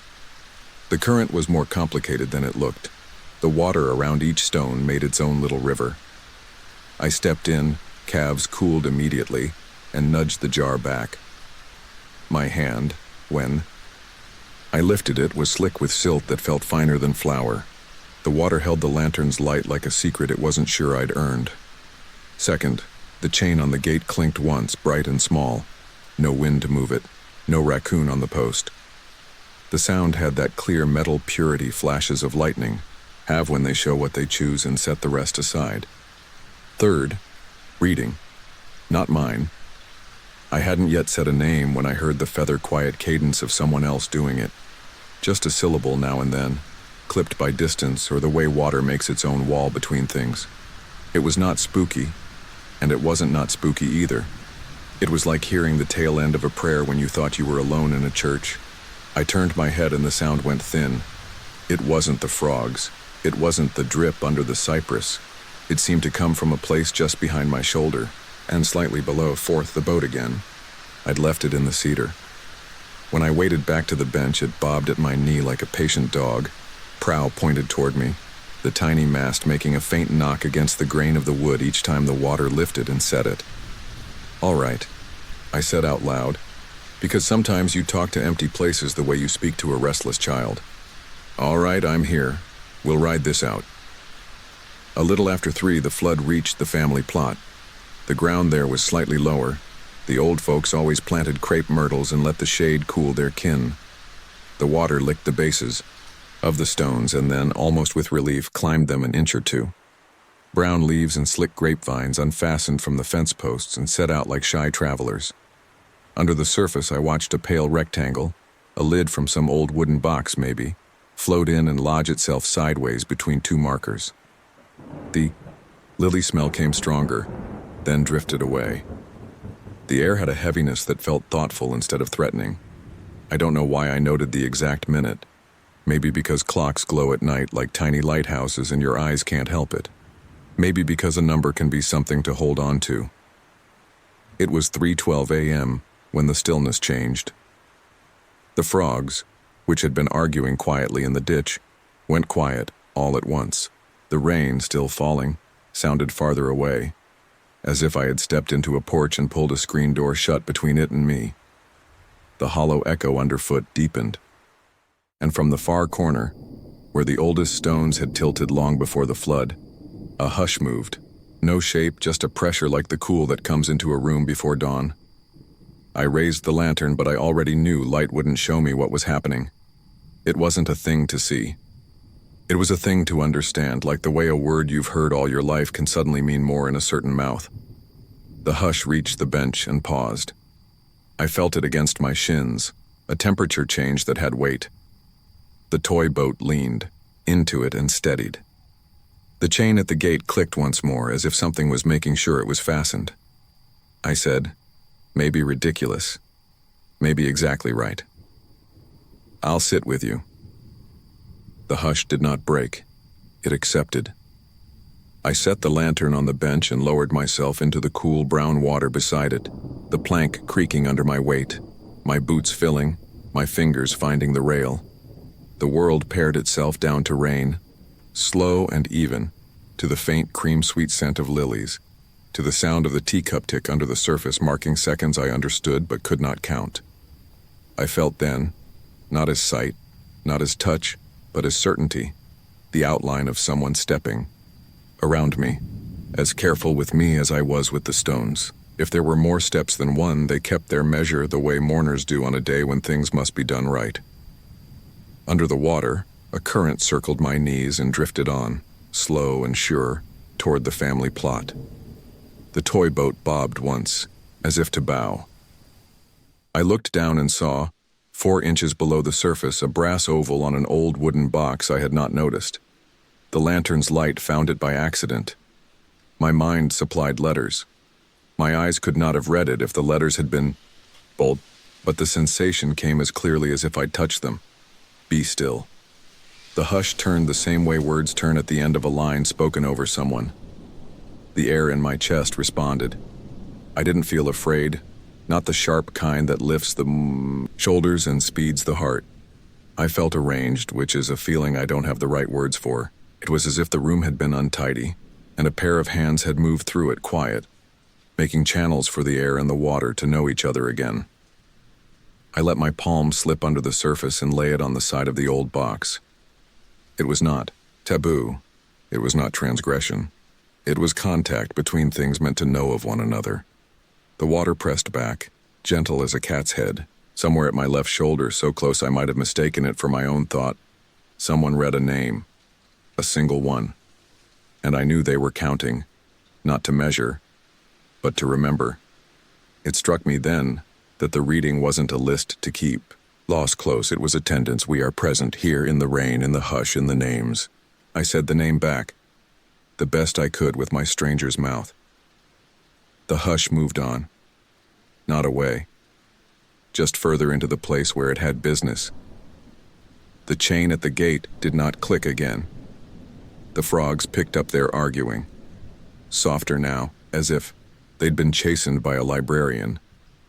The rain shrugged, a little harder, a little less. The toy boat, stubborn wedge that it was, pressed its nose toward the family plot, as if asking permission. I set it on my palm and let it float from me. The current took it in a good line, threaded it between 2 markers, and brought it to rest against a root of the cedar, where it stayed. I don't want to dress it up. I don't want to make it more than it was. But the water's edge at the low corner of the cemetery pulled back the length of a hand and then held. The hollow echo underfoot thinned. The room the place had become relaxed its walls. The air over the stones lifted, not like a sigh, but in the way a hymn ends when the last note sits on the wood and then goes out through the roof and belongs to the weather again. I sat there until the lantern turned small, and the eastern clouds traded blankness for a hint of light. By dawn, the bayou was still fat with rain, but the cemetery held itself together. There were messes to tend, silt to sweep, a dead fish to carry back to the water, ribbons to retie. The jar had nestled, against all odds, right up against the leg of the bench. The brass oval on the old box slid out of sight as the water cleared, as if that one word had been a thing I was allowed to hear only once. In the wide daylight, everything looks a little foolish. People would say I was tired, or that water plays tricks with sound. A groundkeeper hears things because he's listening for trouble. That too is true. I didn't tell anyone about the hush or the handless way names can be read. The man in the red truck stopped by and said, "Looks like we got lucky." He asked if his grandma's stone was still plumb, and I told him it was. I told him I'd keep the grass low there. He passed me a paper bag of biscuits his mama had sent, and I thanked him. Aftermath is never clean in a flood, but it can be orderly. Through the week, I hosed silt from baseboards of stone and brushed moss where it had taken its chance. I found 3 photographs that had floated loose from somewhere. Wet faces. Not from this place. Not labeled. And I set them to dry on the bench, but the faces blurred into cloud and then into nothing. The toy boat, when the water pulled back, waited in the crook of the cedar with the patient air of something that has already done what it meant to do. I left it there. It's there still, I think, unless a child took it and gave it a better story. Sometimes on quiet afternoons I go out and sit. Not because I need to fix anything, but because the sound of the breeze in the cedar is the right size for thinking. The lily smell visits on certain days in a way that has nothing to do with what is planted where. If a storm band comes through, I'll check the gate chain by habit, listen for the hollow echo by habit, and read names. I read them the way I'd call roll in a room full of people I like. Clear, steady, so each one gets its own space. If rain has slicked the grass and everything is gentle enough to notice the small things, I might hear a syllable or two that didn't come from me, matching my pace without making a point of it. I'll take off my hat and rest it on my knee when that happens, not to be solemn exactly, but to be a little more quiet.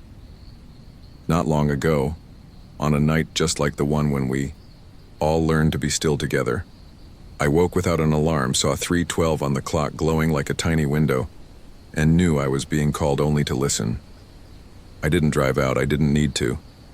The rain on my roof in town had the exact rhythm of the little teacup tick I'd heard under the cemetery water.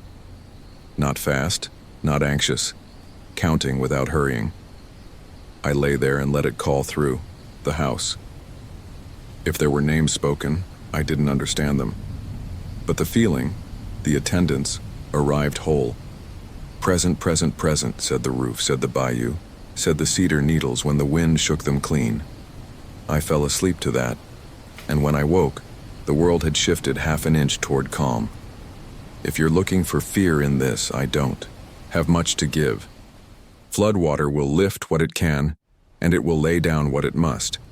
In the middle of that, the human job is small and decent. Tie the ribbon back, right the vase. Sit a while with what cannot help what it is. If you're looking for the thing that stirred among the drowned headstones, I can tell you, it wasn't a shape. It was a gathering up. It was the way a place remembers its people and the way water remembers its bed. I was only the person there to keep watch while they spoke softly to one another.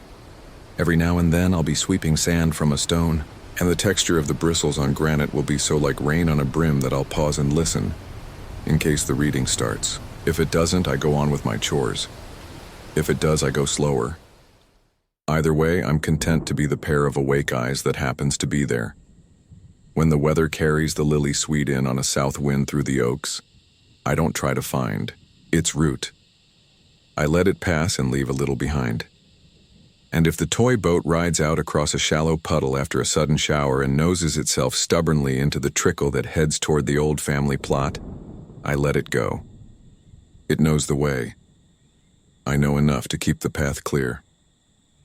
Sometimes when I lock the gate at dusk and the chain gives that neat little click, the sound goes off like a bell in a small church. I don't bow my head. I do what the bell suggests. I pay attention. The stones cool. The bayou talks to itself, never finished. The crickets take up their thread. And far out, under all of it, there is the memory of a hush. If you stand long enough, the hush will notice you back. It won't ask you for anything but time and a good ear, which is about all I have and about all I need. I moved into the little house at the end of the gravel lane in late spring, when the fields were still soft with new weeds and the air smelled green after dusk. It wasn't far from town, just far enough that the last streetlight ended a bend or two before my mailbox and the night took over with its own light. The dull pewter of clouds, the brief flare of distant headlights wiped to a whisper by trees, the tiny glow of insects lifting like sparks from the ditch. The house sat alone in a shallow bowl of land, ringed by cedar and oak, with a fieldstone foundation and a wide porch that wrapped 3/4 around. The gravel driveway came in from the road, curved around the house like a lazy handcupping, a candle then spilled out again to meet the world. My days there fell into an easy pattern quickly. In the mornings, I'd open the back door and let in the smell of damp leaves and coffee. Afternoons heated until the cicadas sawed the light into strips. Nights were cool and a little lonely in the best way. A quilt across my lap, a lamp turned low, the old clock in the kitchen cadencing the dark with its soft practical heartbeat. When it rained, and in spring it rained often, the roof spoke in 100 small domestic languages. Patter on the shingles, soft tapping through the gutters, a slow drip at the elbow of a downspout, the secret fizz of water sinking into thirsty dust. On the night I'm telling you about, I'd spent late evening on the porch watching a veiled rain move through the trees. The storm wasn't dramatic. It was the gentle kind that washes a day clean and leaves the frogs brave. Wind combed the grass. The crickets tuned themselves to a lower key, as if someone had put a palm on their backs. By midnight, the rain had steadied into a fine, thinning curtain. By 1:30, it had reduced itself to the softest version of itself, a sound like pages turning in another room. I made tea, half out of ritual and half because the kettle's hum settled the space around me. The old dog-eared binder that came with the house, the welcome and how-to left by some previous owner, was open on the table from earlier in the evening. I'd been reading Practical Things, where the stopcock was for the well, how to coax the temperamental porch light to pick up the motion sensor again after a power flicker, which window latches didn't have patience for force. There was a penciled note in the margin of one page that I'd read and smiled at without thinking much. After a rain, walk the gravel to settle it. It seemed like advice about tires and ruts, the kind of thing you keep in your head until it's part of how you live. It was close to 2 when I heard the first footsteps. Footsteps on wet gravel are not like footsteps on anything else. They have a soft crunch in them, yes, but there's a roundness too, as if the sound has been damped by the night itself. There's a rhythm to it that makes you think of careful walking, of someone placing their weight so as not to wake anyone. At first I thought I was hearing my own day scrubbed onto the night. The clock, the drip, the kettle, my head turning the noises into the idea of a person. The house can do that to you, especially if you're living alone and the rain has tuned all the usual instruments a little lower. The sound came from the front of the house where the lane curved in and widened before the porch steps. Crunch, then a brief silence. Weight lifted, then crunch again. It wasn't hurried. Whoever it was, if it was someone, wasn't trying to sneak. The steps approached and paused thickly, the way you pause without thinking when you come to. A house in your body remembers it belongs to a world where doors are knocked on and thresholds are respected. I waited for a knock and none came. Instead, the steps resumed and drifted along the side, moving toward the kitchen window. They were unshowy steps. That's what stays with me. Not menacing, not tiptoe, just the sensible pace of a person who has a little time in their night and no wish to waste it. The porch light, on its odd moods even in the best of weather, did not rouse. The crickets under the eaves quieted as the steps passed them and picked up their song again in the wake. My first thought was deer. It's a country thought. Deer will come close to a house after rain, noses down, hooves careful on loose stone. But hooves stutter on gravel a certain way, and these were not hooves. Raccoon, fox, a person walking a flashlight up to the steps. No light swam across the wall. Nobody called out. I set the mug on the edge of the table and stood, not in a hurry and not bold either, and went to the kitchen window. The screen had a loose run in it from some winter past, and when the wind walked along the siding it drew a thin metallic whisper from the mesh. I put my fingers to the sill and leaned just enough to keep the light off the glass with my shoulder. All I could see was my own house turned inside out by reflection, the lamp behind me, the doorway like a dark mouth, my hands in silhouette. Outside, the dark lay close to the glass like a sleeper. Crunch. Lighter this time, as if the steps had crossed onto the damp mat by the back door. I listened for a hand on the knob. I listened for the blunt knuckle politeness of a knock. I got the small click of the downspout ticking as it let go of the last bead of rain, and then the steps receded again, curving across the gravel toward the porch. They made a slow circle of the house. Front door, kitchen window, back door, the window in the laundry, the little pane that looks into the book room, like a list being checked. They did not hurry. If sound can have a posture, these had a posture I knew. A neighborly posture. A posture of someone making sure everything is as it should be. I went to the front door and put my ear against the wood. The door was old, oiled and kept, with a bevel, in the grain where hands had found the same place to push for 100 years. Beyond it, the steps came on steady, each one a small promise that was made, kept, and forgotten. When they reached the porch steps, I felt the boards under my feet take the weight of something, the way a house takes a sigh. The motion sensor, moody as it was, found the moment and tipped light across the boards. It wasn't a flood, just a modest amber bloom. It revealed wet prints on the top step. Not shoe prints, not really. Just darker ovals where water had gathered and then moved on.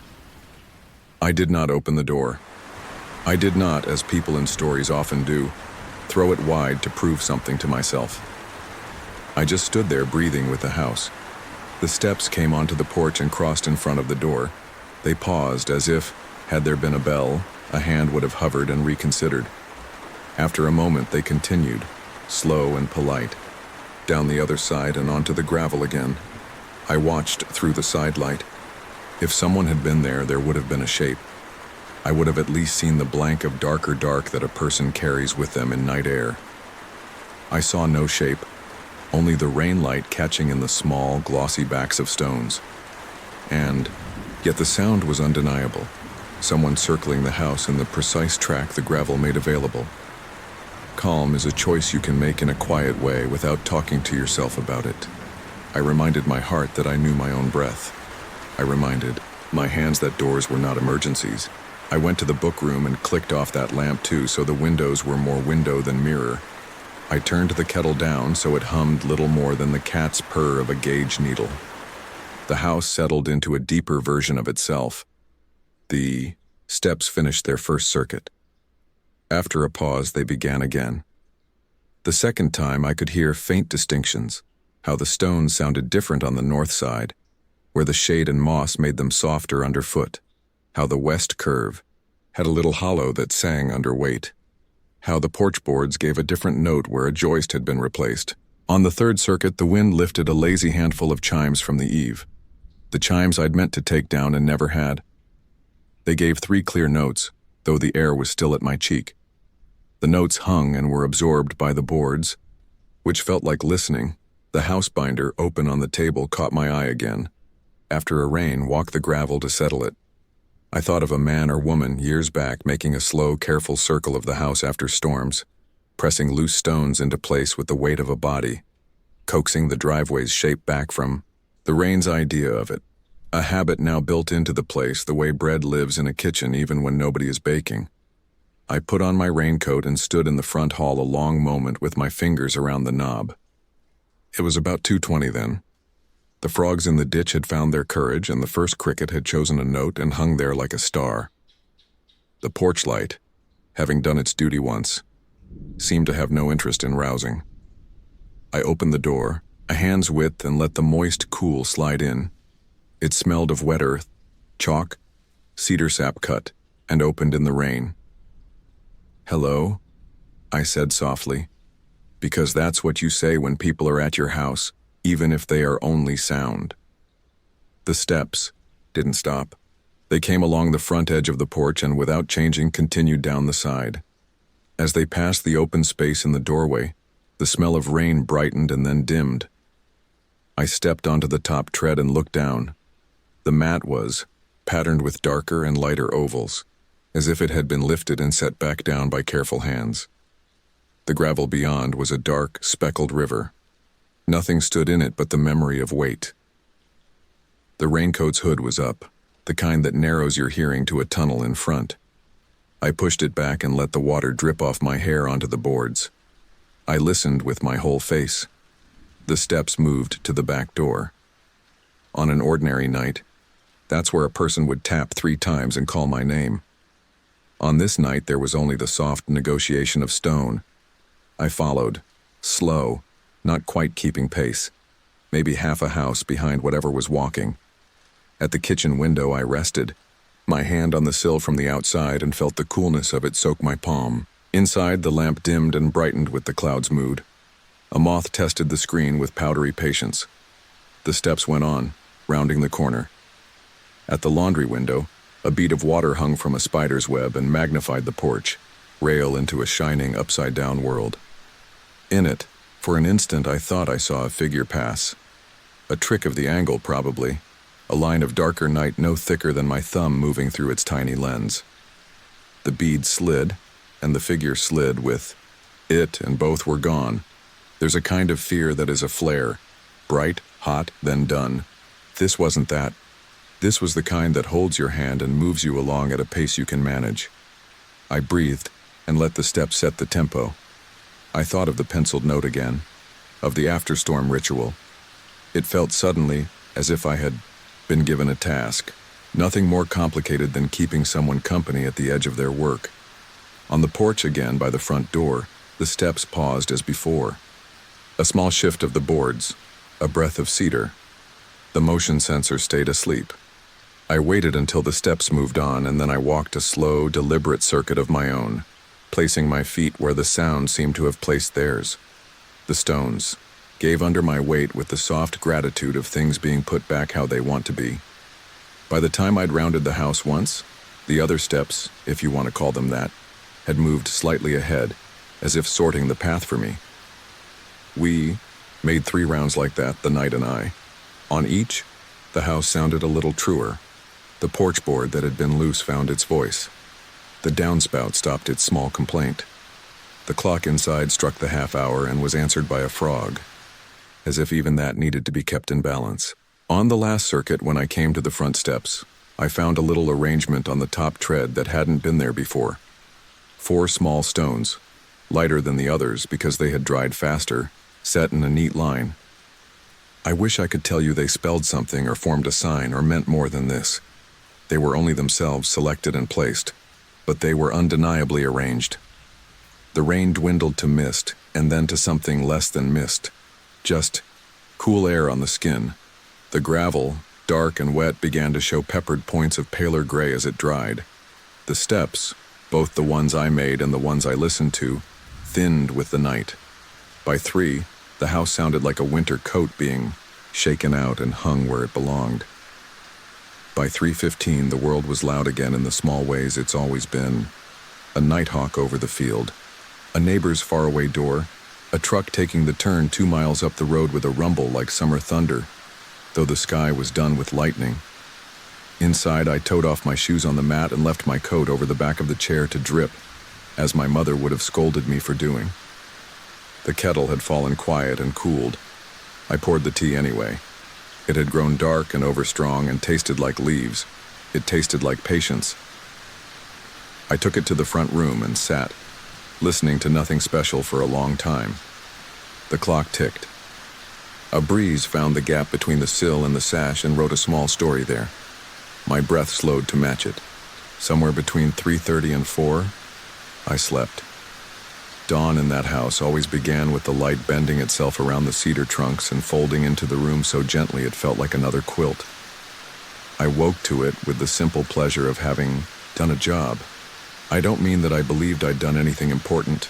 I mean the way you feel after mopping a floor or smoothing a sheet, more in balance with the small things that keep your life from shaking loose. The world outside was washed and resigned to the day. The field had taken a breath and held it. Birds practiced. When I stepped onto the porch with my coffee, the 4 pale stones were still lined up on the top tread. They were ordinary. They were not even that pretty. But they were as I had left them, or as they had been left. The gravel all around the house showed faint, even patches where it had settled more firmly. Dark polka dots of damp, slow to fade where weight had pressed it back together. If I convinced myself, I could imagine those patches doing what the sound had done, circling, patient, thorough. I walked the curve in daylight. It had the contentment underfoot that fresh broomed paths sometimes carry. In the soft place on the west side, I saw a sole print that could have been mine, the heel deep, the toe shallow.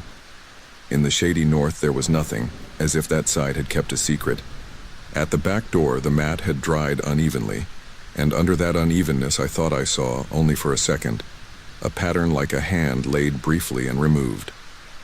Of course I told myself a sensible story, how rain changes the way sound carries, how water on stone can imitate the cadence of feet, how a house loosens under weather and then pulls itself together with a whole orchestra of creaks and sighs. All that is true. And also this. I didn't feel afraid. I felt kept. I felt as if something older than my tenancy there had rolled itself out of habit and walked the night the way a farmer walks a fence line, not to haunt anything, just to be sure. I left the 4 pale stones on the step all that day. I picked them up at evening and set them in a little row on the bookcase where the sunlight struck for an hour before dark. I didn't expect anything to change because of it. It was just a way to remember, the way you keep a receipt in a pocket, after you've already put the purchased thing into use. Nights after, when rain came, I would sometimes sit with the lamp low and the kettle humming and listen to the outside song become a little more articulate. Not every shower had footsteps in it. Not every storm asked for company. But now and then the gravel would speak in that rounded, careful measure, circling. When it did, I'd leave the door a hand's width open, not to invite anything uncanny, not to challenge it, just to let the soft night breathe in and out through the house's mouth. I'd make a slow round if I felt asked to, not because I believed, not because I disbelieved, because it seemed polite. Once, much later in summer, an old man in town recognized my address on a parcel and told me, unprompted, how his brother had lived out there and how after a rain he'd walk the gravel once or twice to keep it packed. Said it saved the tires, he laughed. Said it saved him too. Gives a man a job at night. He said it and bent to sign his name. And I took the parcel and my errand home through the warm hum of the day, with the sense that I knew more and less than I had before. I don't need more from it now. When the night brings those steps, I treat them like the weather, information and company, and a reminder that the small ways we care for a place go on longer than we do. On clear nights, I find I miss the sound, a silly thing to admit. I sit, anyway, and listen to the dry road and the far train and the breath of the trees, and if my heart starts up into a quicker rhythm, I put my palm on the table and let it learn the clock's pace. The house is a good teacher that way. If you ask for certainty, I can't give it to you. I can tell you the sound of rain knows a dozen different words for itself, and sometimes one of those words is footsteps. I can tell you a porch holds memory, the way wood holds smoke. I can tell you the advice in the binder, walk the gravel after a rain, has a way of becoming a prayer if you do it more than once. And I can tell you the feeling that lives at the edge of those nights, the one that rises and fades with the sound of careful feet is not dread, but a kind of watchfulness I find easy to sleep near. I slept well in that house, even on the wettest nights. The crickets drifted down like a curtain. The frogs plucked their bass strings from the ditch. The wind licked the cedar and ran its comb through the grass. Somewhere, a soft weight moved around the edges, putting things back, if not in the world, then in me. In the morning, the stones kept their shape and the day kept going. The mystery stayed where mysteries live best, just outside, circling, patient, never quite arriving at the door.